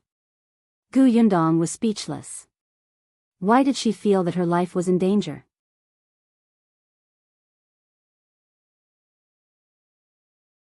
Chapter 380, That painter was actually Gu Yundong? Edited by Bexenville. CM Gu Yundong was not the only one who felt the danger. Even Shao Qingyuan could not help but frown and stand between them. Perhaps only Madame Gu knew what her husband's gaze meant. She touched her forehead and walked over to talk to Gu Yundong. When did Yundong come back? I just came back. I heard about what happened here, so I came over to take a look. I haven't returned home yet. Gu Yundong said as she walked in. However, Qin Wenzheng kept following her, looking like he wanted to say something but hesitated. Gu Yundong could not take it anymore. Master Qin, if you have something to say, just say it. Well. Qin Wenzheng was still a little embarrassed. After all, this matter was actually quite difficult. The prefecture magistrate was so tight-lipped that he refused to reveal a single word. Wasn't it making things difficult for Gu Yundong if he asked her? However, he could not help but ask in a low voice, who taught Yunshu how to draw? Gu Yundong was stunned. She did not expect him to look at her with such a burning gaze just to ask this. The corners of her mouth twitched. Suddenly, she seemed to have thought of something and asked, do many people know how to draw like this now? Qin Wenzheng was a smart person and quickly reacted. He immediately nodded and said, indeed, many people have already learned it. I know of 3 painters in the prefecture capital. They have been practicing since they saw the wanted poster back then. Therefore, you don't have to worry about exposing that painter and bringing him danger. You're painting too? Qin Wenzheng admitted straightforwardly, yes, and my painting skills are better than those painters in the prefecture capital. It's just that I keep feeling that something is missing. When I saw Yunshu's painting today, I suddenly felt enlightened. However, I can tell that he's still a beginner after all. He's still too young. Gu Yundong fell into deep thought. Since the painters in the prefectural city knew how to do it, even if their drawings were average, at least if she created a missing person notice, it would not seem unique. This time, she wouldn't have to specially draw other missing persons to hide her identity like she did in Qingyuan Prefecture. Later, she would draw portraits of eldest aunt and the others and paste them. The chances of finding them would more or less increase. Gu Yundong. Qin Wenzheng's angry voice suddenly sounded in her ears. She quickly turned her head and saw that his expression was dark and ugly. Yundong blinked and asked softly, "Did you say anything just now?" Wenzheng sneered. Her brother was still a student under him. As a family member, she actually did not have any reverence for him. It was simply outrageous. It was Shao Qingyuan who said, "Master Qin asked you, who is the master who taught Yunshu to paint?" "It's me." There was nothing she couldn't say now. Wenzheng was so angry that he laughed. You really take yourself seriously." Yundong raised her eyebrows and smiled. Wenzheng frowned and took a few more glances at her.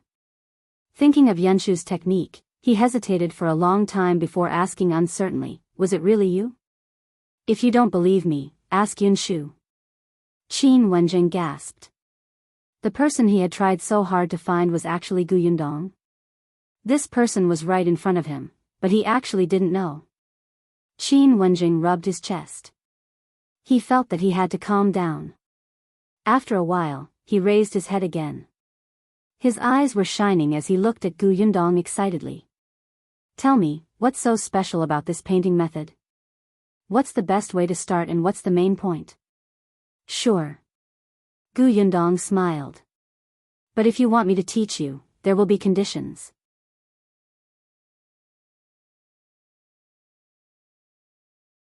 Chapter 381, Opening Gifts. Wenzheng was speechless. He knew this girl had never known what it meant to be at a disadvantage. He was annoyed. "I'm your brother's teacher. Those are two different things. When you took Yunshu in as a student, didn't you take a fancy to his learning talent?" Yundong said. "Friendship is friendship, and business is business." The corners of Wenzheng's mouth twitched. He rubbed his temples and scolded Yundong in his heart. However, he slowly calmed down. "All right, tell me." Yundong was satisfied. She pointed at Yuanji, who was holding Yunshu's hand and chatting with others. "Taken my cousin too." Wenzheng frowned and turned to look at the timid and inferior child. He thought for a moment and said, "It's not impossible, but if he's stupid and can't keep up with his studies, then you can't blame me. He cannot read like Yunshu, right?" That was true. Yunshu had Jiang. Although eldest Aunt Gu had also learned a few words when she was young, she could not learn a lot in that environment. Moreover, she had forgotten most of it. After Yuanji was born, eldest Aunt Gu had probably only taught him less than 10 words. He did not have a foundation like Yunshu's, but Yundong still felt that she should send him to school. Now that the conditions allowed it, reading and literacy were the most basic things for her. "Just teach him, Master Qin. It's not like I want him to take the high scholar examination and return as an honorable scholar. Studying can make people wise. It's better than knowing nothing." There was a rare hint of praise in Wenzheng's eyes when he looked at her. There were too few people in this world who had such thoughts. For example, which of these little kids in front of him didn't study for the imperial examination? When it came to Yundong, she really studied for the sake of studying. "All right, since we've made a deal, you can tell me about the problem with the painting, right?" Madame Gu couldn't stand it anymore and pulled him back. "Yundong has just returned to Fengkai County and hasn't even come home yet, but you're already asking her all sorts of questions. At least let her go home to see her family. We can talk about other things after resting." Only then did Wenzheng react. He coughed lightly and said, "All right, I don't mind waiting 2 more days anyway. The competition here has ended. Take Yunshu home first. Then well leave." Yundong also wanted to go home, so she called out to Yunshu. The latter immediately bade farewell to his friends and held Yuanzi's hand. From the beginning to the end, he had never let go of his hand. Their palms were sweaty. However, Yuanji was very happy. The uneasiness of meeting a friend he had not seen in a long time in a strange place seemed to have been soothed. Shenxitian, Cat and the rest were still in their original room. When Yundong returned, he happened to see Lu Wei asking a few people about what he had seen and heard along the way. At the same time, he wanted to find out what gifts Gu Yundong and the rest had prepared for him. Gu Yundong was speechless. "Your brother is next door. Why don't you go and comfort him? Are you his elder brother?" She ignored Lu Wei and introduced the others to Yunshu. Then, under his curious gaze, she asked Mao to take a box from the carriage and handed it to Lu Wei. Then, she left him behind and the group returned to Yongfu village happily. Lu Wei held the gift box and didn't care if they left or not. He sat in the private room and opened it happily.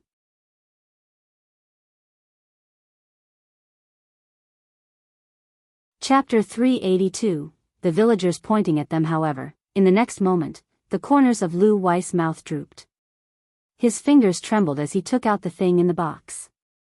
Dried bamboo shoots. This was the gift she had given him. Lu Wei was so angry that he wanted to die. He angrily stuffed the bamboo shoots back into his pocket, picked up the box, and was about to smash it on the ground. After thinking about it, he was indignant. He closed the box and stuffed it into Lu An's hands. "Take it back to the residence. Eat them tonight and cook them all. Let my father and the others have a taste. Let them feel Gu Yundong's sincerity. Her sincerity. To think that his father was full of praise for this person. Look, the capable young lady he mentioned was so bad at conducting herself." However, when everyone in the Lu family ate the crispy dried bamboo shoots that night, coupled with the secret seasoning that was sent over along with the dried bamboo shoots, they truly felt Gu Yundong's sincerity. Old Master Lu even said, "I heard that the Feng County in the Yongning Prefecture produces spring bamboo shoots. In the past, someone sent me local dried bamboo shoots, but they didn't taste as fresh and tender as this. Especially since the Yongning Prefecture has just experienced a disaster, it's not easy to find such good dried bamboo shoots. That girl, Yundong, is very considerate." Lu Wei did not want to say anything. He would eat first as a form of respect. Tomorrow, he would go to Yongfu village to visit Gu Yundong and ask for more. Gu Yundong did not know that this person had previously despised the things she had given him, and now he wanted to take advantage of her again. After giving the gift to him, she got into the carriage and returned to Yongfu village without stopping. Unexpectedly, just as they arrived at the village entrance, they saw a few familiar figures standing there, shaking their heads in anticipation. The carriage stopped and she quickly got out. She immediately saw a figure running over happily and hugging her thigh. Big sister, you're back." Gu Yundong picked the little girl up. "Why are you standing here?" The little girl rubbed her head against Gu Yundong's neck. Gu Yundong's heart softened when he saw how cute she was. Kiki missed eldest sister and mother. Even the food didn't taste good. Gu Yundong could not help but laugh. If it could make a foodie girl feel that eating was not good, then this lovesickness was quite serious. Now that we're back, Kiki has to eat more. Yes, I'll have 2 big bowls tonight. She was excited and gestured with her hands to show how big the 2 big bowls would be. Aunt Ku also walked forward and sized Gu Yundong up. She actually felt that Gu Yundong had grown taller. She explained, "Someone said that he saw you guys coming back, but you turned around and left as soon as you entered the village."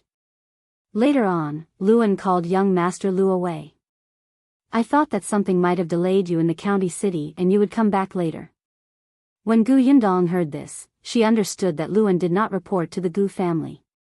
She was so angry that she gritted her teeth, but she smiled and explained. Madame Yang also came forward and happily carried Gu Yunka over.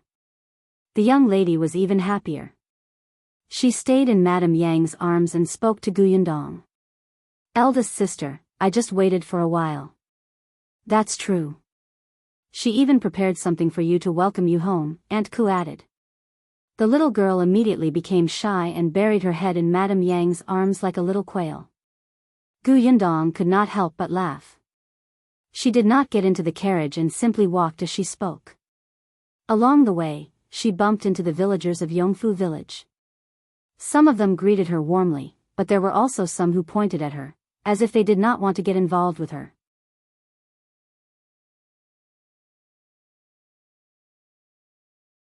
Chapter 383, You Eloped. Yundong raised her eyebrows.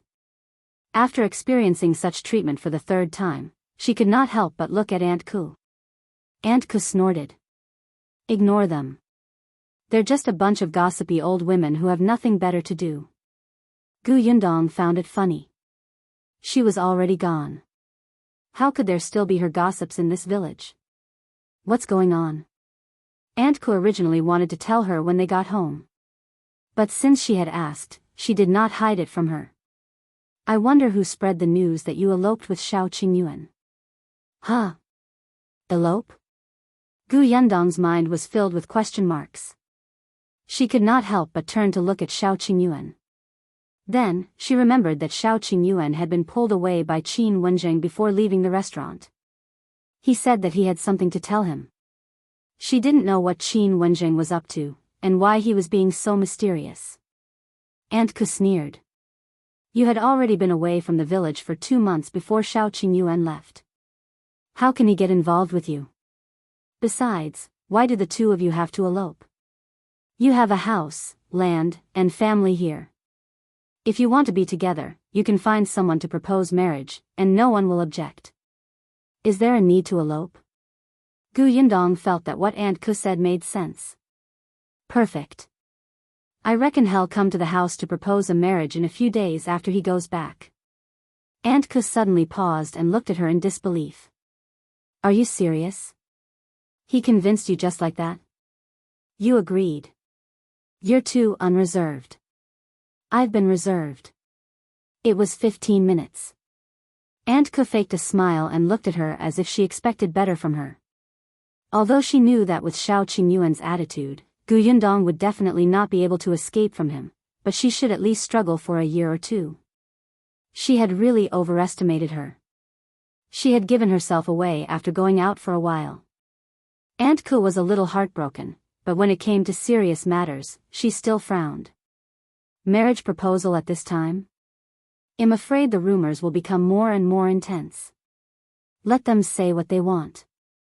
Anyway, my workshop is going to recruit people again. Whoever talks behind our backs can forget about coming in. I won't indulge them. Most people in Yongfu village were still friendly, but no matter where, there would always be some idle and talkative people who insisted on coming out to make their presence known. Aunt Ku smiled. That's true. Don't worry, I've already memorized all the people who badmouthed you. I'll tell you later. Yundong looked at her and smiled. There was no need to say anything.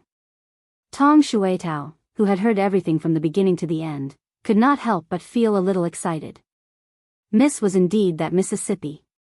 She bore grudges. Now that she knew the reason, Yundong no longer paid attention to those strange gazes. The group of people walked majestically towards the foot of the mountain.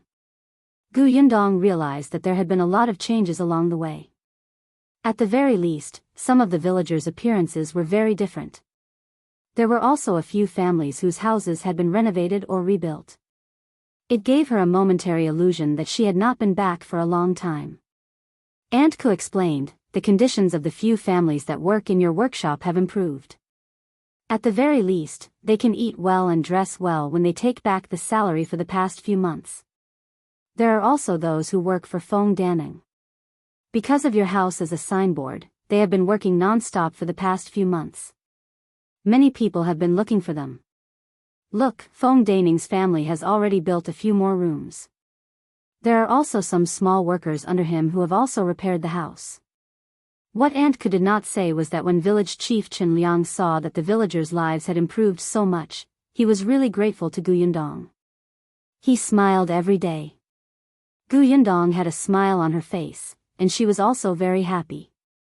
As they spoke, they arrived at the entrance of the house. However, Yundong suddenly stopped in her tracks and looked at the house in front of her in a daze.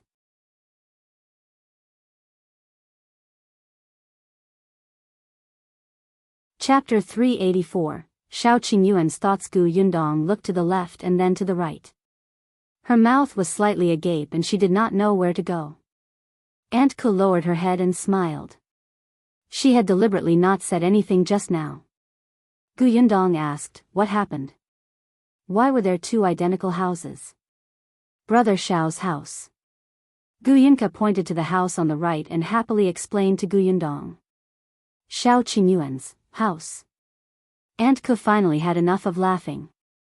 She said softly, after you left, Shao Qingyuan bought the land behind his house.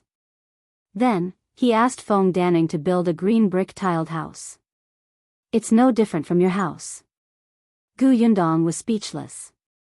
Shao Qingyuan was really making a big deal in silence. The two of them had been together for so long along the way, but he actually held back and did not mention it. Aunt Ku finally understood Shao Qingyuan's thoughts.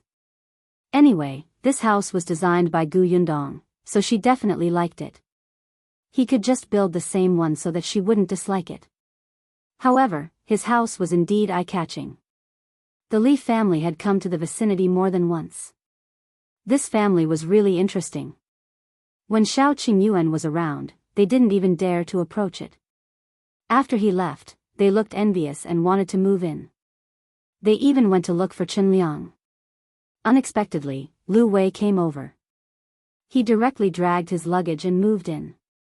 It was precisely because of this new house that he stayed in Yongfu village for more than half a month every month. Although the Li family coveted this house, they didn't dare to offend Lu Wei. They had tried to come over to talk to him several times, but were chased away by Lu Wei's servant, Luan. Now that Shao Qingyuan was back, they could forget about it. Yundong took a few more glances at Shao Qingyuan's house and found it rather interesting. They looked exactly the same on the outside, but she did not know what was inside. She thought about it as she walked through the front door. It was only at this moment, standing in the familiar front yard, that she suddenly felt her heart calm down. She was back. This was her home, a place where she could relax completely. She turned around and looked at the Tong family. It's been hard on you all during this period of time. The Tong family shook their heads in unison. It's not hard. It's good that Madam and Miss are back. The hot soup and water have been prepared. Miss, do you want to rest for a while? It was a little late now. Yundong had traveled a long way and indeed wanted to take a hot shower to relax. All right. Yundong nodded and introduced Shinsidian and the rest. Miss Shen will stay at our house first. Mao and the others will stay at Brother Shao's house. If Shao Qingyuan still lived in his old house, Yundong would not let them go. But his house was so big now. It was too empty and lonely for Shao Qingyuan to live alone. Bian Yuanji and Yunshu shared a room. Previously, Yunshu had stayed with Yang Kiki. Now that Yuanji was here, he had a companion. The two little fellows had already discussed it on the way. Bian Yuanji was originally a little nervous, but when he heard that he could be with Yunshu, he hurriedly nodded and agreed. On the other hand, Yunka took a few more glances at Bian Yuanji. She had not noticed earlier, but now she realized that her brother had been holding hands with a little brother. The little girl pouted. In the past, every time her brother came back, he would call her sister loudly and pat her head. Not today. Angry. But when she saw Yundong, she became happy again. All right, since she didn't talk to her brother immediately today, they were even. She wasn't angry anymore. After mentally preparing herself, the little girl walked to Bian Yuanji and asked, "Who are you?"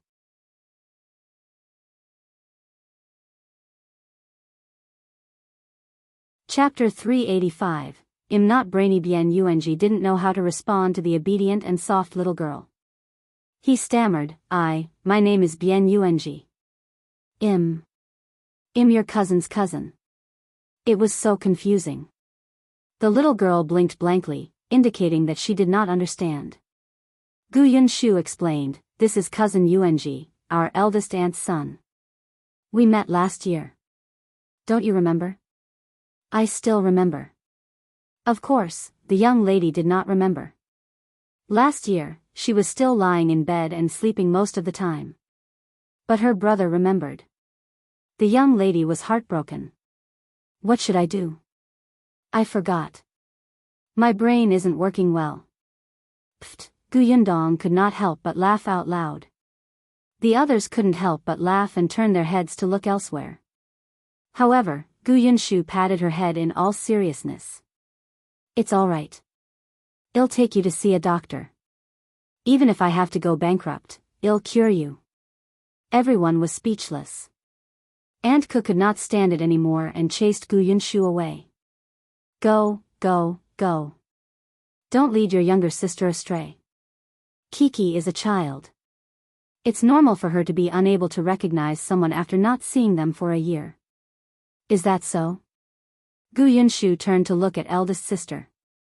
Yundong nodded and said to the young lady, then can you get to know your cousin Yuanji again now? Okay. Yunke nodded obediently and walked to Bien Yuanji again. She widened her eyes and looked at him carefully, as if she would only stop if she remembered him. Yundong did not care and let the three children play. She rubbed her neck and went into her room to take a shower. Unexpectedly, when she opened the door, she saw that the house was filled with all kinds of wild flowers. Aunt Ke had been following behind her. She leaned against the door frame and said leisurely, Kiki picked these. She talks about you every day. After spring, there are flowers at the foot of the mountain behind. She got Xingyu to lead her to pick them. When Xingyu is not free, she will look for Luan. After she picks them, she will put some in her room and some in your room too. She wouldn't throw them away even when the flowers have withered. She'd take them to the backyard and bury them obediently in the soil. Yundong's heart softened when she saw the room filled with all kinds of colors. Except, this attracts bugs, right? Aunt Ke really did not want to talk to her. She turned around and left. Yundong, on the other hand, entered the room with a smile. She took out the things that had been stuck to the door frame, the vases, the cups, the cabinets, the pillars, and the curtains and placed them all on the table. She wondered if she should find a female teacher to teach this pretentious young lady how to arrange flowers. However, Yunku was a little too young now. It seemed to be too early. She would see about it next year. Yundong took a comfortable shower. When she came out, she saw Madame Yang, Shen and the others sitting there refreshed. Aunt Ke placed a plate of date cakes in front of Yundong. Kiki made this. Yundong was shocked. She looked at Yunke in shock. The young lady covered her face and said shyly, no, Aunt did it. Aunt Ke said, when she heard that you guys were back, she wanted to go to the village entrance to wait. I thought about how long we would have to wait, so I simply told her to make some delicious food to welcome you guys. The date cakes were made by the two of us. She said meaningfully, although Kiki is young, her culinary talent is already very obvious. Try it. Yundong was stunned. The young lady loved to eat, so she was talented in cooking? So this was what she had prepared for her.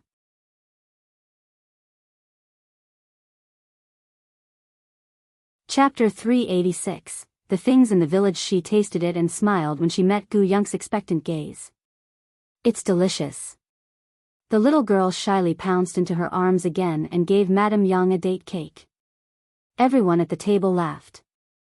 It was at this moment that Tong Shuetao walked in with a basket of fresh vegetables. Auntie Dong came just now. She knew that Madame and young Miss were back and wanted to come and visit. However, seeing that it was already late, she was afraid of disturbing young Miss' rest, so she didn't come in. Instead, she stuffed this basket of vegetables over. Although the Gu family also had a backyard, it was used to refine white sugar. Even if they planted vegetables, they could only open up a small piece of land in a small corner. Aunt Ke had only planted a little. Dong Xilan was still working in the workshop and had just returned. She was naturally very happy to hear that Yundong had returned home. Speaking of her, Yundong could not help but think of Zheng Hu. He asked Tong Shuetao, how's Uncle Zheng's leg? I'm much better. He can already walk on my crutches. The doctor said that he'll recover soon. He just has to be careful not to bump into anything or freeze. That's good. Uncle Zheng's leg had recovered, and the Zheng family's life would slowly improve in the future. Aunt Ke told her about what had happened in the village after she left. After Feng Danning finished building Shao Qingyuan's house, he started building the workshop. It's almost done now. I'll go take a look tomorrow and see what's not good. They might be able to change it after thinking about it. The village chief's sister-in-law, surnamed Feng. I heard that you rented her house for a period of time in the past. 2 months ago, the daughter got married and moved into town. It seems that her mother followed her. How can a married daughter bring her mother along? She's really reckless. Ahem, Tong Shuitao reminded her, Aunt, her mother rented another house in town and didn't live in the Wu family. That's still outrageous. Aunt Ke snorted coldly. She had asked around and found out that this mother-daughter pair had given Yundong's family a hard time. It was as if it was so amazing to have a dilapidated house. They even despised Gu Yundong and chased her out after she stayed for a few days. Tong Shuitao stopped talking. Aunt Ke continued, I heard that their house is now rented to another person, a man from town. I don't know what he's doing in the village. It's not easy to find out. Also, many people in the village are planting sugarcane now. I heard that when you collected sugarcane last year, you purchased from all the families in the nearby village. Those people earned money, so the villagers were a little envious. They asked Chen Liang to ask Shao Qingyuan if he would purchase their sugarcane if they planted it in the future. Shao Qingyuan said that as long as the sugarcane is good, well, accept it. However, everyone doesn't dare to plant too much. Almost every family has some, but not a lot. By the way, a few days ago, many people came to inquire about when your workshop would be recruiting again. Not only did the villagers came to ask, but people from the neighboring villages also came to ask. Aunt Ke rambled on for a while, but Gu Yundong had just returned. She could talk about the rest another day. Seeing that it was getting late, she asked the Tong family to serve the meal first. Just as the dishes were served, Shao Qingyuan returned. He should have already returned home. He came over after changing his clothes, and his hair was still a little wet. Gu Yundong was very curious. After dinner, she asked him impatiently, why did Mr. Qin look for you?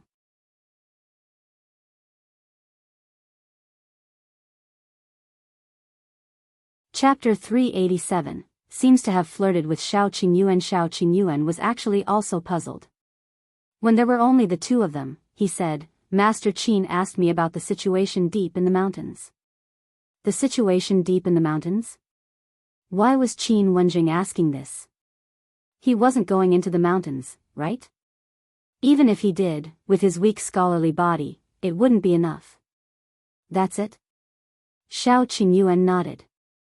He said that he likes to eat wild animals and wants to hunt by himself when he has the chance. The corners of Gu Yundong's mouth twitched. Qin Wenzheng was too unrealistic.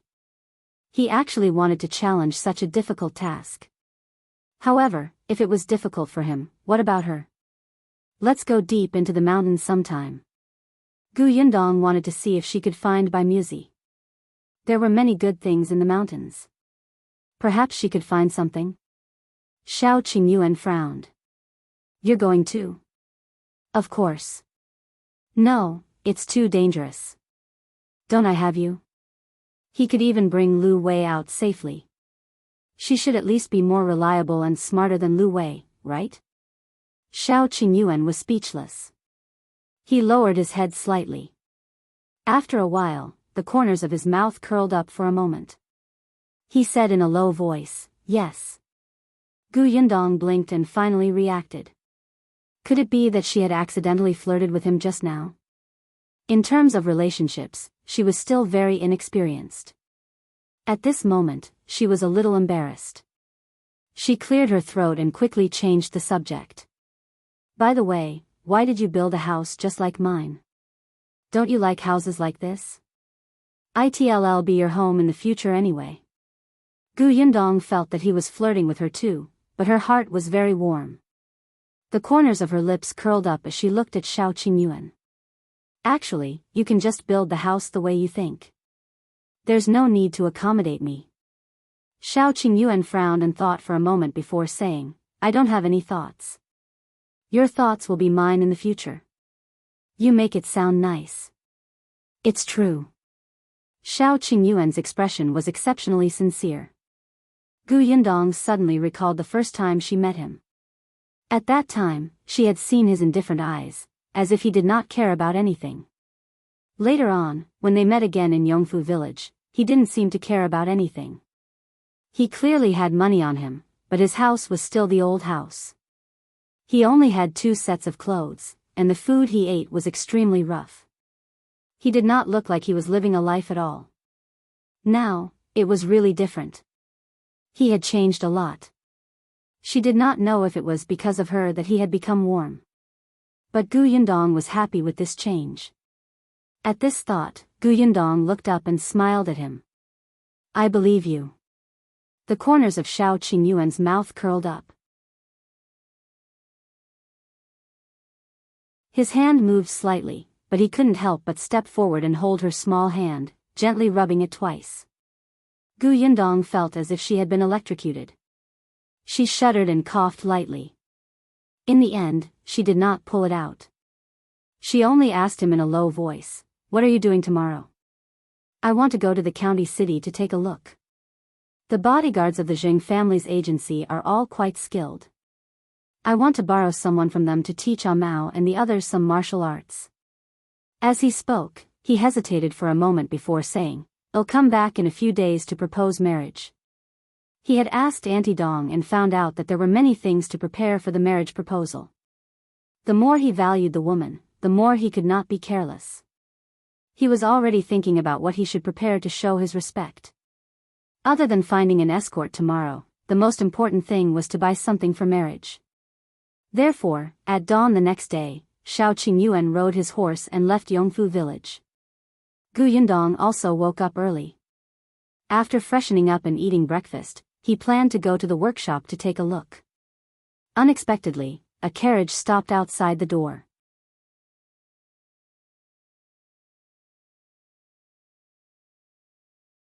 Chapter 388, Going Back on Your Words. Yundong paused. The curtain of the carriage was lifted, revealing Qin Wenzheng's excited face. Didn't he say that he would come back in a few days? It had only been one night. As a teacher, how could he go back on his word? Yundong's condemning gaze landed on him. After Qin Wenzheng got out of the carriage, he immediately said, I'm here to bring the new student to school. I also came to ask you a few questions by the way. Yundong chuckled. Why didn't he find a more convincing excuse? Isn't it a holiday today? Qin Wenzheng did not like Yundong. Really, she did not know anything about the ways of the world. Must she say everything out aloud? This made him look like he was not very smart.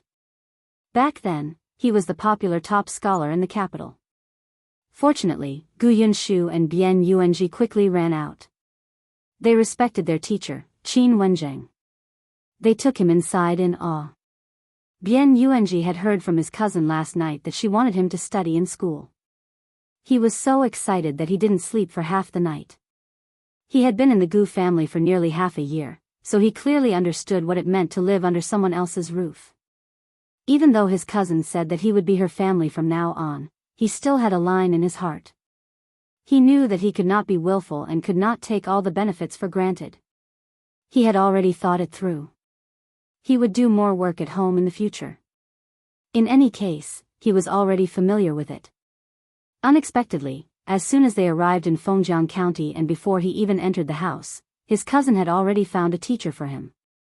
He also knew from Shu how strict this teacher's standard for students was. Even if one had money, one might not be able to become his student.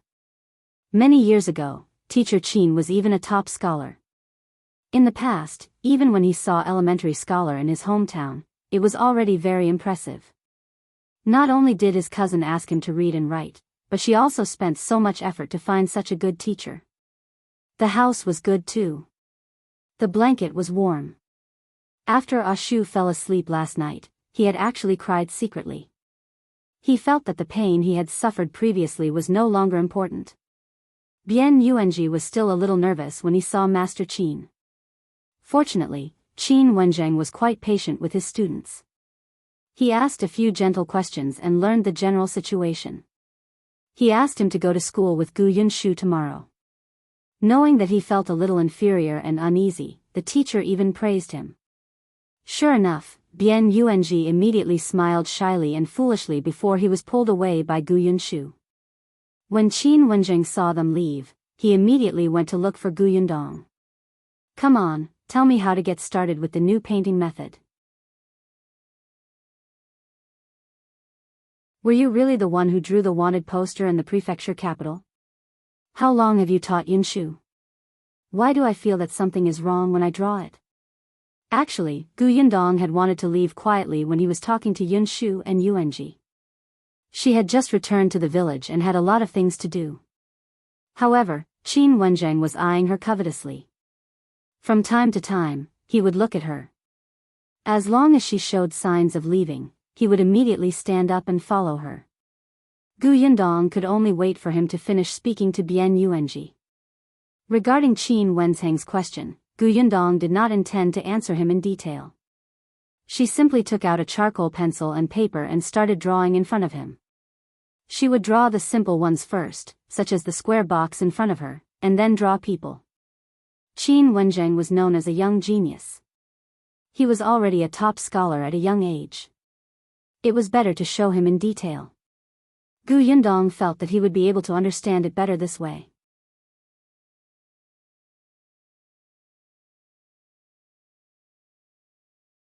Chapter 389, What About Your Father? Yidat Beisenvel. As expected, after 2 drawings, Qin Wenzheng's eyes began to light up. Then, he started to draw. He seemed to have found the feeling. After drawing, he looked at it carefully for a moment.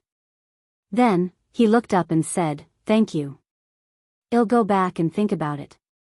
If there's anything I don't understand, I'll come and ask you." You really don't hold back. You said it. A deal is a deal. I don't have to be polite. Yundong choked. Seeing that he had rolled up the drawing paper and was about to leave, she suddenly thought of something and hurriedly said, "Wait for me for a while."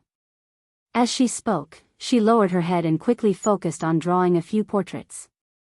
It was a few unfamiliar faces. Qin Wenzheng looked at her in confusion. Yundong handed him the 3 drawings.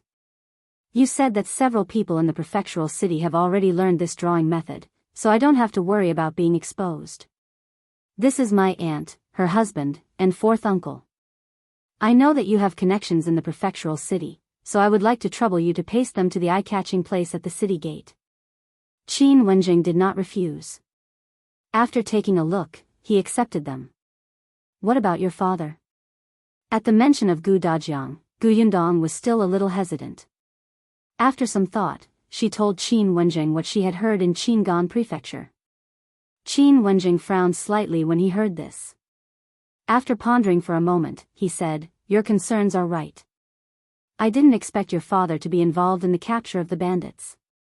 If his portrait is used by the bandits to find him, not only will we not be able to find your father, but we will also harm him." As he spoke, he hesitated for a moment before saying, "Since both you and your father are related to this matter, I won't hide it from you. There's indeed someone behind the bandit leader that was captured in the Shuanhe prefecture that day. Furthermore, they might be in the Shuanhe prefecture. After those bandits harmed the Qingan prefecture, he didn't escape elsewhere.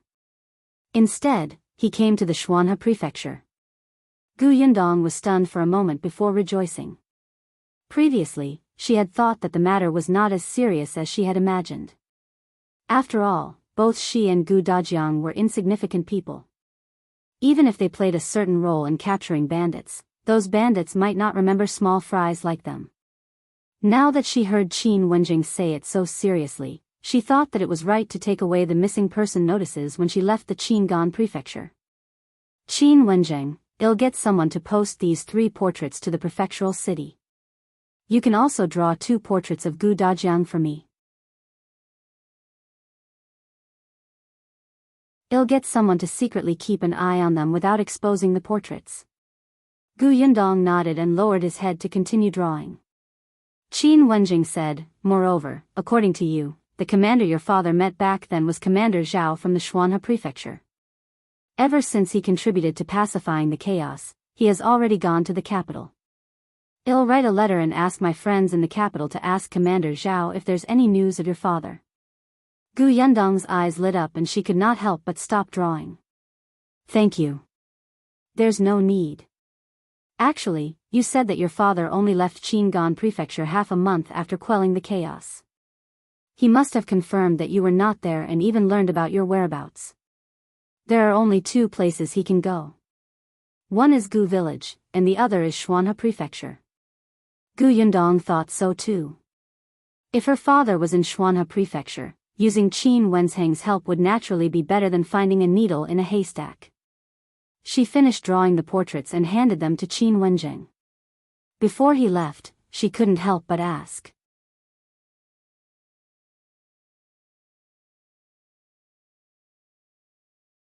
Chapter 390, Both of you are annoying Yudat Baisenvel. You stayed in Fengkai County and didn't return to the capital because they haven't caught the person behind the bandit? Yundong had long found it strange. It had been more than half a year since the new emperor ascended the throne. Those who should be promoted had been promoted and those who should be transferred back to the capital had been transferred back. However, Wenzheng, the trusted aide of the new emperor, had been staying in Fengkai County as a school teacher. No matter how she thought about it, it was wrong. Wenzheng suddenly looked up and glared at her with his sharp eyes. He did not admit or deny it. He only lowered his voice and warned, "Don't get involved in these things." Yundong immediately made an oath. Of course I won't get involved. If it weren't for the fact that I wanted to earn some money last time, I wouldn't even draw the wanted posters. I'm regretting it now. I still have a family to take care of. Don't look for me when you fight and kill. What a coward. Of course. She still looked very proud. Wenzheng had never seen such a shameless woman. He was so angry that he almost wanted to throw the paintings in his hand back to her. However, Yundong was not done yet. She said seriously, "As for you, my younger brother and cousin are still studying in your school. Don't implicate them." She was considering whether to change schools. Wenzheng was almost angered to death by her. I have a wife and daughter to take care of myself. I won't do anything dangerous. That's good. Wenzheng turned around and left. Yunshu was clearly righteous. Why was his sister like this? By the way, Yunshu kept saying that he wanted to learn from his elder sister. It seemed that Wenzheng had to think of a way to correct his thoughts in the future. Yundong raised her eyebrows and finally left. She could finally go out. However, Yundong, who had only taken a few steps out of the door, was shocked by the carriage that almost hit her. She took a few steps back. Lu Wei was here. Why were all of them like this? Didn't they just meet yesterday? Lu Wei jumped down from the carriage in high spirits. Yundong, I'm here to check on the workshop. You don't know, but I've been watching over the workshop while you and Shao Qingyuan were away. This has already become a habit. I feel uncomfortable if I don't come. He even stretched his arms and looked very dedicated. I thought that since this workshop is going to stop running in a few days, I might as well end it well. At the same time, I can tell you about the situation in the workshop during this period of time. Oh right, when I go back later, give me 2 handfuls of dried bamboo shoots you brought back from Yongning prefecture. My father seems to like them. He said the last sentence very casually, but it was the main point. How could Yundong not understand? She pretended not to know. All right, then go to the workshop. After saying that, she didn't entertain him anymore and turned around to walk in another direction.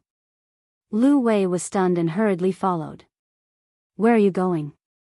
I'll go to the newly built workshop to take a look. It was close, and she wanted to see the progress first. Feng Danning was at the new workshop and was instructing people to work. When he saw Gu Yundong coming over, a smile bloomed on his face as he strode over. I heard that you were back yesterday. I wanted to go over and take a look. My wife said that you must be very tired and have a lot of things to do, so we should talk about it later. I didn't expect you to come here first. Gu Yundong looked up. Shall I go in and take a look? Sure, it's almost done. Just as Feng Danning was about to bring her inside, she saw someone rushing over from afar. Brother Feng, Brother Feng.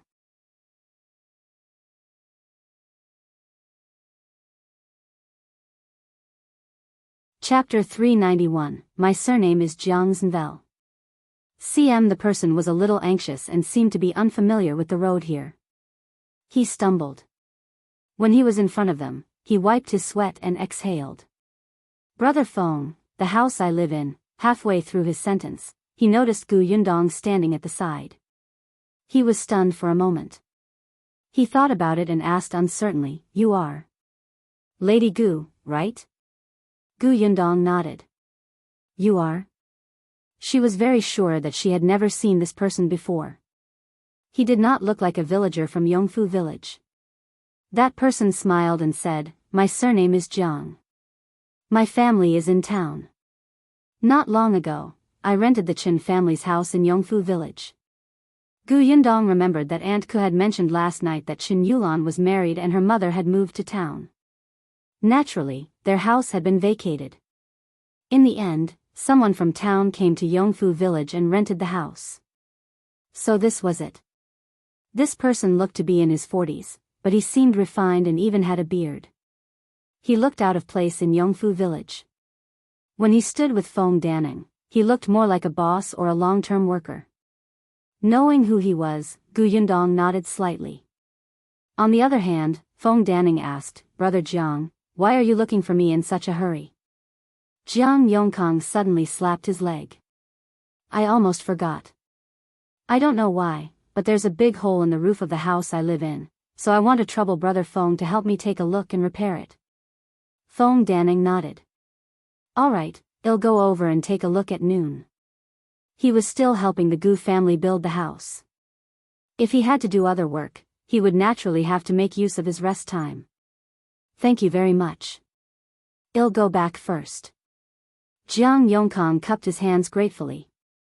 Then, he nodded and smiled at Gu Yundong before turning to leave. Feng Danning continued to lead Gu Yundong into the workshop.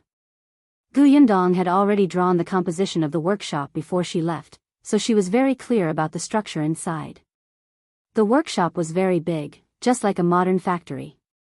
It was also divided into several smaller workshops, and each workshop had a room that looked like an office. As it was used to make food, Gu Yundong attached great importance to hygiene, so the floor was paved with square bricks to prevent dust from flying everywhere. There was a row of rooms behind the workshop. After the official recruitment, there would definitely be someone on duty here, so the dormitory was needed. In the future, when there were more workers, those whose families were far away could also stay here. The doors and windows of the workshop had been specially made to double the size, in case the light was dim and they could not see clearly. Gu Yundong looked around. Other than some details that had been modified according to the local conditions, everything had been built according to the diagram she had drawn. Feng Danning was excited as he introduced them to her. He had been working non-stop for the past few months. Although he was busy, he looked different. Now that the workshop could be used soon, he would probably be even busier. But he was happy and grateful to Gu Yundong. After Gu Yundong was done, she was satisfied. She said to Feng Danning, Uncle Feng, it's been hard on you during this period of time. The workshop is very good and sturdy. It seems that after a while, the workshop will be able to start running. Feng Danning laughed out loud. As long as you're satisfied. The two of them walked out of the door as they spoke. Thinking of Jiang Yongkang, Gu Yundong could not help but ask, since he's from town, why did he come to our village for no reason?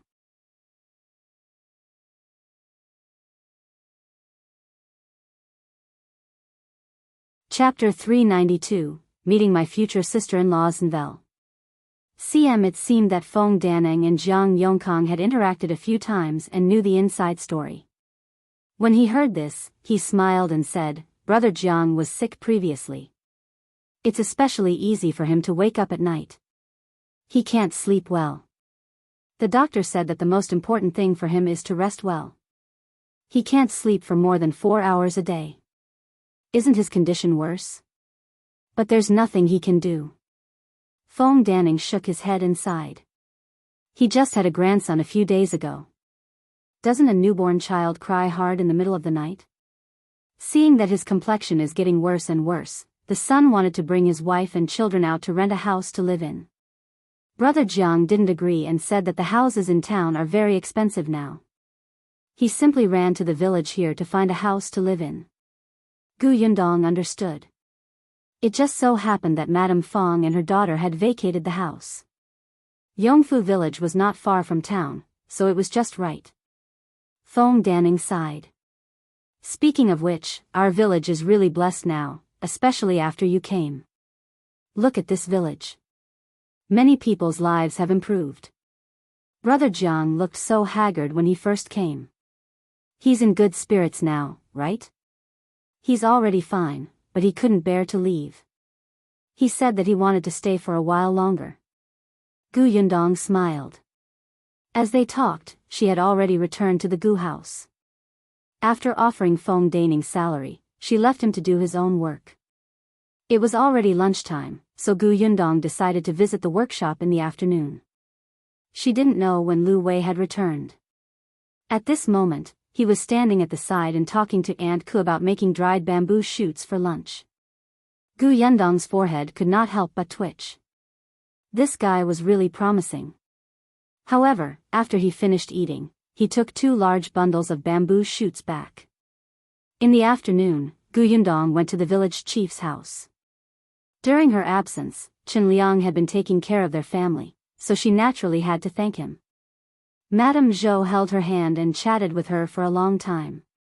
Gu Yundong saw that she seemed a little haggard. Although she was smiling, she seemed a little distracted. Gu Yundong did not disturb her further. After exchanging a few pleasantries, she left. When she passed by the Shi family, she saw that their door was open. She knocked and entered. He was the only one in the Shi family. When she saw her enter, she quickly stood up and made her some sugar water. Miss, take a seat first. Dashan is in the field. I'll go find him. No need. Gu Yundong stopped her. I saw that the door was open, so I came in to take a look. I also wanted to ask if there were any problems with the sugarcane field. Yes, life was better now. Her face was rosy and she had gained some weight. However, she was still timid. When she saw Gu Yundong, she was still a little uneasy. No problem. That piece of land is good. The sugarcane has been planted. It's growing well now. Oh right, there's also the 50 acres of orchard. Our Dashan and Gaoxing's father have planted the fruit trees. Do you want to take a look? Gu Yundong shook her head. Let's go another day. That's fine too. Dashan also said that Miss will definitely have more fields in the future. Whenever he's free these days, he helps you look for good ones. There are a few good ones. Miss, you're back. You can go and take a look later. Gu Yundong's eyes lit up. Really? Yes. He also smiled. At this moment, Lan Hua returned. Before she entered, she said, Mother, I went to take a look. It's not bad. When she entered the house and saw Gu Yundong sitting there, she immediately felt a little embarrassed. Sister Gu, you're here? You look quite happy. What did you see? Lan Hua chuckled. I went to see my future sister-in-law.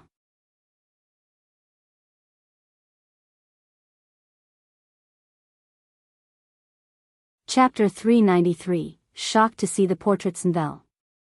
CM future sister-in-law. Zhuangzi was going to get married? He glared at Lan Hua. Don't talk nonsense. It's not a sure thing yet. Then she explained to Gu Yundong, ever since Zhuangzi became a shop assistant, there have been many matchmakers visiting us, but Zhuangzi has always been unsatisfied. A few days ago, a matchmaker introduced a family who lives next door to our village. Our Dashan asked Gaoxing's father. His father said that the girl was a good girl, but her family was a little poor. Zhao Zhu was reliable. He was from the same village as that girl. If he said that she was a good girl, that girl would definitely be good. It didn't matter if she was poor. Their family had been poor half a year ago. If they hadn't been lucky enough to meet the Gu family, Zhuangzi wouldn't even be considered a man ready to be married now. Both Shi Dashan and He Yi were satisfied. However, for some reason, Zhuangzi was not in the mood to get married at all. He said that he wanted to work hard all day long. They did not know where he learned that he had to start a career before starting a family. Look, he slept in the county shop last night and did not come back. However, Lan Hua was curious. She swayed over and took a look at the girl by the way. He Yi was also very worried. Zhuangzi is not young anymore. If he doesn't get married, it will be even harder to find him in the future. Miss Gu, that kid is listening to you now. Can you help me persuade him? At least he's a good match. How can you reject him without even looking at him? Gu Yundong was a little stunned when she heard that. She did not expect Zhuangzi to be so popular. Thinking about it, it made sense. Zhuangzi had a legitimate job and his parents were easy to talk to. Most importantly, he was not bad looking. With his new clothes on, he looked very upright and energetic. However, this kid was actually ambitious and focused on his career. He didn't want to get married? Faced with He Yi's expectant gaze, Gu Yundong could not help but laugh dryly. She could only nod and say, all right, I'll help persuade him later. But aunt, you don't have to be too anxious. This depends on fate. Perhaps Zhuangzi's fate hasn't arrived yet? At this moment, He Yi suddenly realized that the young lady of the Gu family was still young and had yet to get married. How could she tell her about this? It would be so awkward. She immediately felt a little ashamed. No, it's okay. You don't need to persuade him. Gu Yundong held her forehead. Should she persuade him or not? After staying in the Shi family for a while, Gu Yundong went to the workshop. The villagers in the workshop were very happy. When they saw her, they surrounded her and talked about the work they had been doing for the past few months. After that, they asked her nervously, we're going to rest in 2 days. If you don't make sugar anymore, can you still hire us to work in the new workshop? Gu Yundong was quite satisfied with these dozen people. However, the recruitment for the new workshop was not like now. At that time, they could only continue if both sides could accept the conditions. If we recruit more people from the new workshop, we'll have to hire long-term workers. Long-term workers are different from short-term workers. Think about it carefully these few days and see if you want to come. We'll talk about other things when you come over. Everyone fell into deep thought when they heard that. Gu Yundong only went back after she was done with the workshop. She didn't expect Shao Qingyuan to still not be back at night. Didn't he go to the bodyguard agency to look for someone? Could there be something else? Shao Qingyuan aside, Wenzheng had already taken the portraits Gu Yundong had given him and asked someone to bring them to the Shuana prefecture to paste them on the wall. Not long after they were pasted, an old woman carrying a basket came over to join in the fun. With just one look, her expression changed on the spot. She hurriedly squeezed out of the crowd and left in a hurry.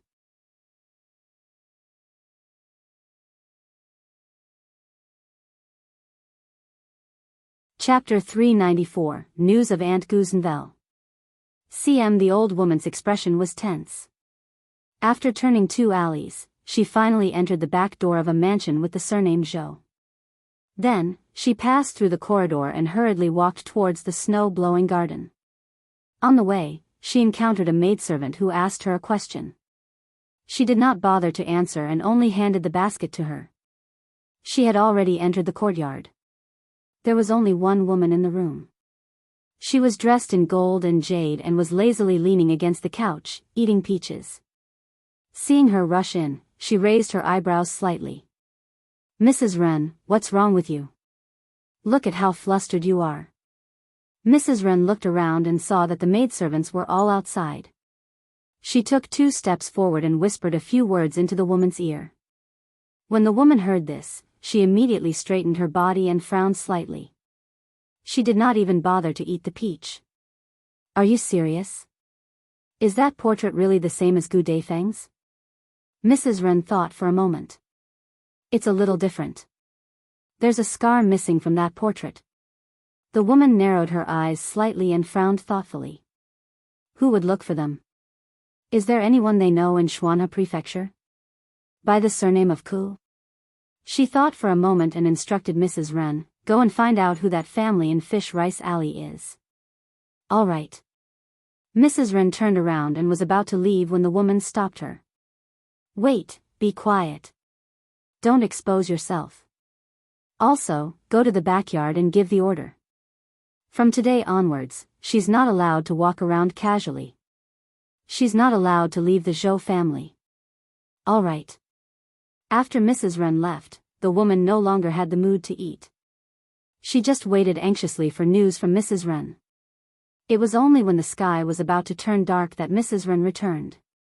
However, from her expression, it did not seem to be going well. "I've asked around. The Ku family in Fish Rice Alley only has a widow whose husband has died. She has lived in Fish Rice Alley for many years. It's just that I don't know where this woman has gone recently. I asked the neighbors around and they said that she left after the New Year. I asked in detail, and the neighbors asked about my identity. I couldn't say it directly, so I said that I was an old friend of that woman. In the end, the neighbors seemed to be suspicious and asked me to go to the Nye Manor to look for young Master Nye." Nye Manor? The Nye Manor belonged to a large family in the Shuanha Prefecture. They had a lot of connections and backers. Just that mansion alone was more than 2 times larger than the Zhou family. Mrs. Ren sighed. "Our Zhou family has just arrived at the Shuanha Prefecture and our foundation is unstable.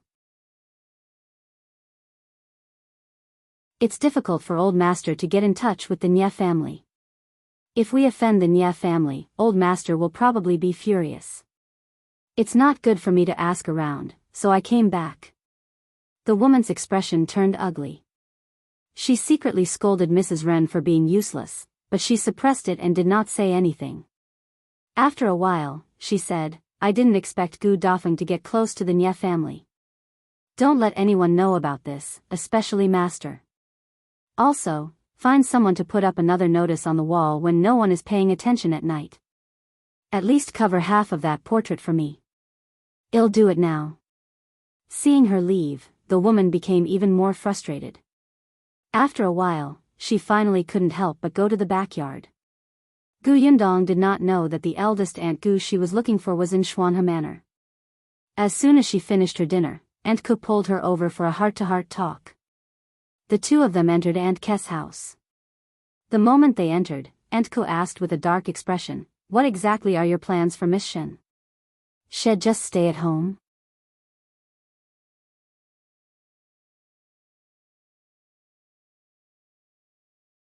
Chapter 395, What Attitude? Box Novel. CM Gu Yundong was stunned and a little confused. "Yes, Sidian is my friend. She just came to Yongfu village and is unfamiliar with this place.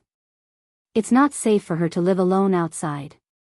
Besides, she doesn't have much money on her. It's not easy for her to build a house. If she doesn't have money, lend it to her." Aunt Ku expected better from her. "When did you become a bodhisattva who saves all living beings from suffering? You took her in when she was homeless. Aren't you afraid of causing trouble for yourself?" Gu Yundong blinked and asked uncertainly, "Did Shinsidian offend Aunt?" "Not really." "Then how?" She looked like she wanted to chase the woman away. Aunt Ku took a deep breath. "Are you really stupid or are you pretending to be stupid? Shinsidian is so good-looking. She has breasts and buttocks. You're like a little bean sprout in front of her. You're completely inferior to her. Why was she just a bean sprout? She had been growing very well recently, okay? Moreover, her face was not bad either. Why did it seem to Aunt Ke that she was still the sloppy little girl who had fled to her house half a year ago? That's right, Aunt Ke had already fixed Gu Yundong's image. No matter how well she dressed up, she still felt that Gu Yundong was the same person whose gender was uncertain. You have to be more careful. Shao Qingyuan is successful now and he's tall. Such a handsome man hasn't gotten married yet. Those girls in the village must be blind. That Miss Shen looks smart. What if she steals your man? Gu Yundong was speechless. So that's what you're worried about? She didn't know whether to laugh or cry. Aunt, that's impossible. It's impossible between the two of them. You're still laughing. You have to be wary of others. I'm doing this for your own good. Gu Yundong quickly restrained her expression, but she still looked helpless. I know that Aunt is doing this for my own good, but Sidian is different. You don't know what she has experienced in the past. Moreover, she's afraid of Shao Qingyuan and avoids him like the plague. She's probably like those blind girls in the village, right? Back in Gu village, it was Shao Qingyuan who contacted Shen Sidian first and the two of them cooperated happily. At that time, Shen Sidian was not afraid of Shao Qingyuan. She only wanted revenge. In addition, she had been Gu Gang's concubine for a period of time. Although she did not say it, Gu Yundong knew that she had an inferiority complex. The girl felt that she was dirty.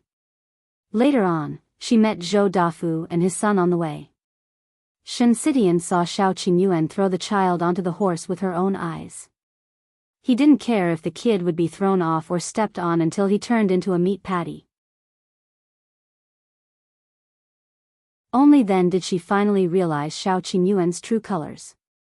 Ever since then, Shen Sidian had tried her best to avoid talking to him. Gu Yundong found it strange. Wasn't she very cruel and bloodthirsty when she shot people with a crossbow? Why wasn't Shen Sidian afraid of her? Was she discriminating against her? Aunt Ke listened to her roughly and frowned slightly. She reluctantly believed her. It's good that you know what you're doing. Then he'll change my attitude towards her tomorrow? Gu Yundong was shocked. Aunt, what's your attitude towards her today? It's nothing. It's just that when that Master Qin and young Master Lu came over, I asked Miss Shen to go out and greet them. She'll take a look at those outstanding and handsome men and broaden her horizons. That way, she won't steal your man. Gu Yundong was speechless. Her aunt was indeed her aunt. Her way of thinking was really different. Then how is she going to earn money? Get a job in your workshop?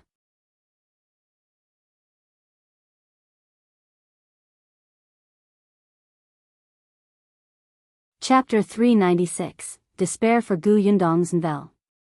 CM Gu Yundong shook her head. There's no need for that. Sishan's embroidery skills are good. She plans to make some handkerchiefs and screens to sell. Don't worry, Aunt. She's not someone who's greedy for small gains and has no plans. She even said that she'll pay rent if she stays here. Aunt Ke raised her eyebrows. From what you said, that girl is not bad. So, if you get to know her better, you will find that she is a very gentle person, Gu Yundong said and hurriedly added, of course, you are also a very gentle person. I don't know if I'm gentle or not. I only know that your embroidery skills aren't good. If you have time, you should learn more from Miss Shen, lest you don't even know how to embroider your own wedding dress. You're already an adult, but you can't even embroider a handkerchief. If your wedding dress is crooked and doesn't look good, it'll be embarrassing. Gu Yundong felt as if her soul had been struck by a blow. Aunt Ke was merciless with her words. Wasn't it good to give her some face and talk about her other merits? Isn't the wedding dress something you can buy? Aunt Ke glared at her. You're planning to buy your own wedding dress? Let me tell you, once you buy it, the entire Yongfu village and even the entire Fengkai county will know that Miss Gu can't even use an embroidery needle. Gu Yundong meekly stopped talking. Didn't they say that the rich family's girls didn't have to embroider their wedding dresses? The embroiderers at home had already made them. They just had to get the new bride to finish the last few stitches. Why did she have to embroider everything herself? Aunt Ku could tell what she was thinking at a glance. She immediately sneered. The problem is that you can't even finish the last few stitches. Yundong said, "Are you looking down on me? I'll go look for Shinsidian now. I don't believe that I can't even use an embroidery needle." She turned around and left. Aunt Ku stood rooted to the ground, raised her eyebrows, and laughed. "You've finally been tricked. However, to be honest, you don't know how to embroider at all. It's really embarrassing." Yundong had honestly learned how to draw the picture from Shinsidian. This was exactly what she was good at. Yundong felt that it was quite simple. However, when she tied all the embroidery threads, she began to doubt herself. Aunt Ku was in despair, and so was Shinsidian, who was teaching her. Who would have thought that the seemingly capable and omnipotent Yundong would embroider grass as if she was going to the execution ground? Yundong thought, "This means that the heavens are guiding me in the right direction. They want me to work hard to earn money so that I can hire embroiderers to make clothes for me." Hence, she went to bed with a clear conscience. She still had to wake up early tomorrow to see her 50 acres of orchard. However, the next day, Madame Dong came over before she even left the house. She was holding a school bag in her hand. It was for Bian Yuanji. Knowing that he was going to school too, Dong Shulan rushed to make it overnight. Anyway, she was used to it. Bian Yuanji was overjoyed as he held his bag. He thanked Madame Dong and carefully placed the brush, ink, paper, and inkstone that Yundong had prepared earlier into the bag. Then, he got into the carriage with slight apprehension and followed Yunshu to the school. Yundong had been wondering if he needed her to send him to school on his first day. Later on, she thought about it and decided to forget it. With Yunshu around and the familiar school, there wouldn't be any problems. On the other hand, Madame Dong didn't leave after delivering the bag. Instead, she waited for the two children to leave before getting down to business.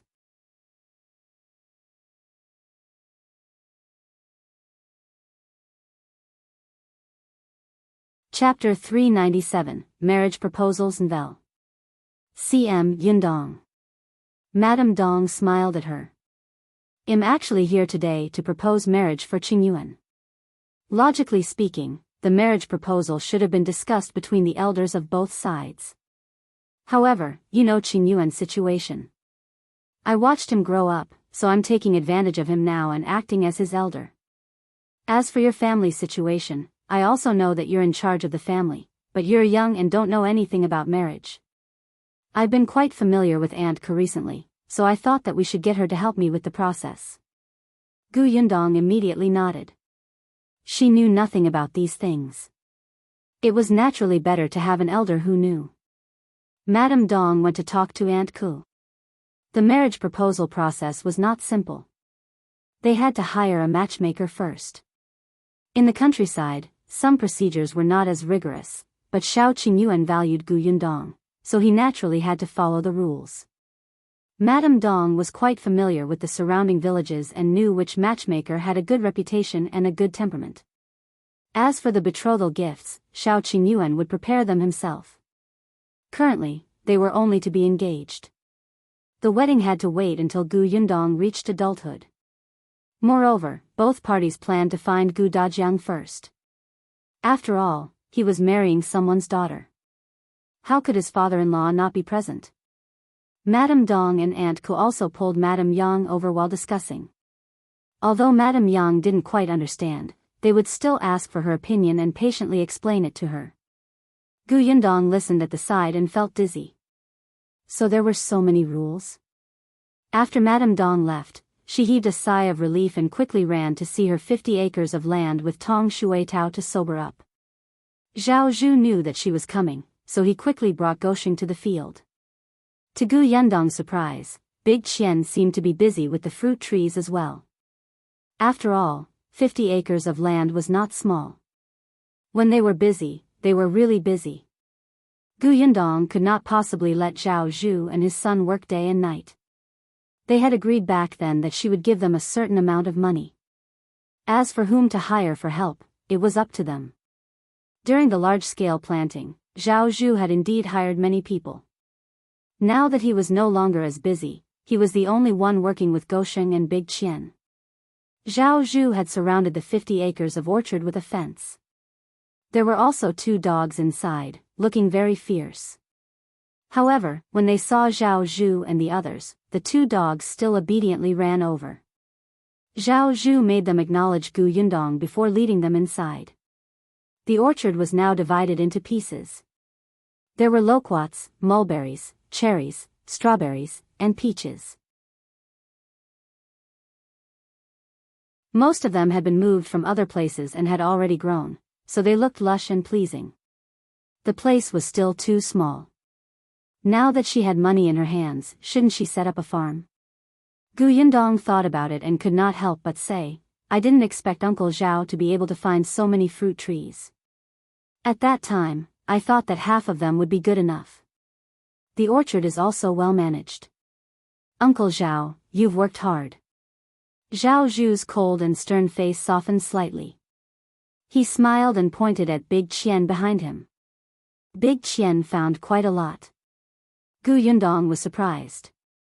She looked at the person who had been following them silently. Big Qian was still a little embarrassed. He said softly, it's just a coincidence. Coincidence?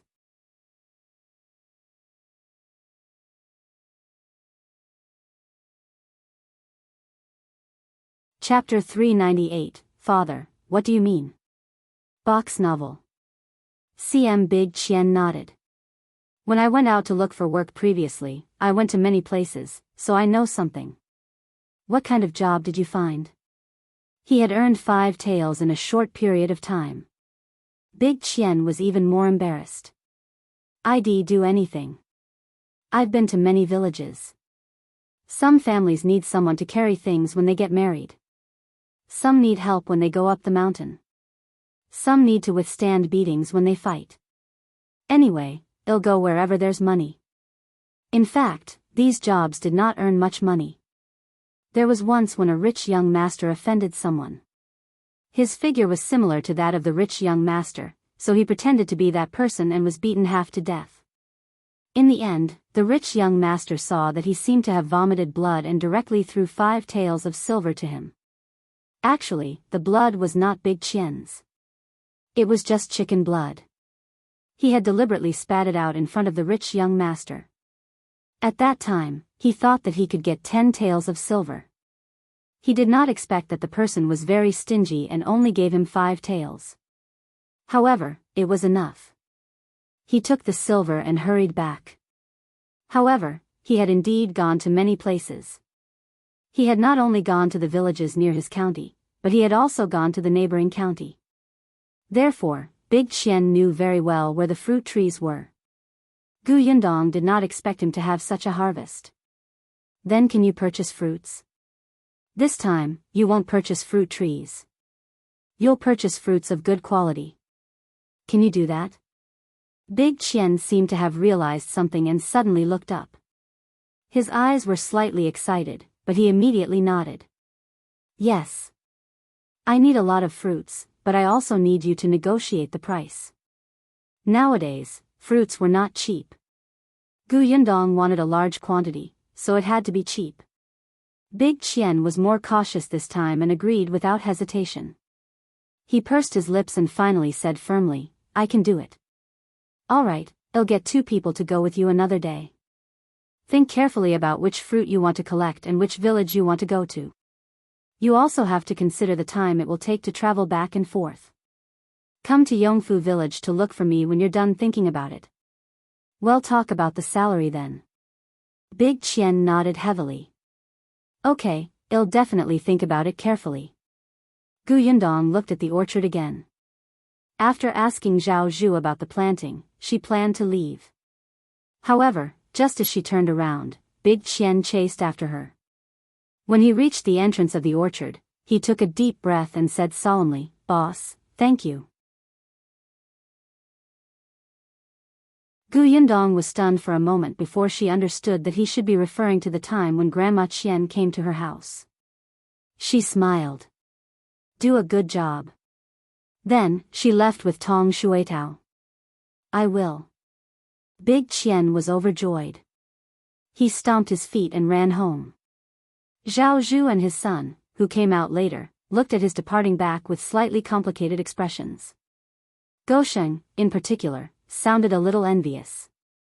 Big Qian is going to be successful too. Why? Don't you want him to be successful? Gosheng shook his head. No, I just feel like I'm the only one who doesn't have anything. Zhuangzi went to the county city to work as a clerk. I heard that he planned to do a good job and try to become a shopkeeper in 2 years. Now that Big Qian has been put in an important position by Miss Gu, he might be a manager in the future. I'm the only one here to carry water and turn the soil every day. Zhao Zhu reached out and patted his head. Why? Do you dislike it? Let me ask you, who told you that you're useless just because you carry water and turn the soil every day? Gosheng looked up in confusion. Dad, what do you mean?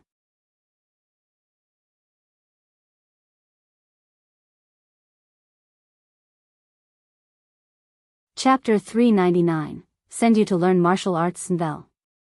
CM Zhao Zhu looked at his son's ignorant expression and sighed inwardly. It was his fault.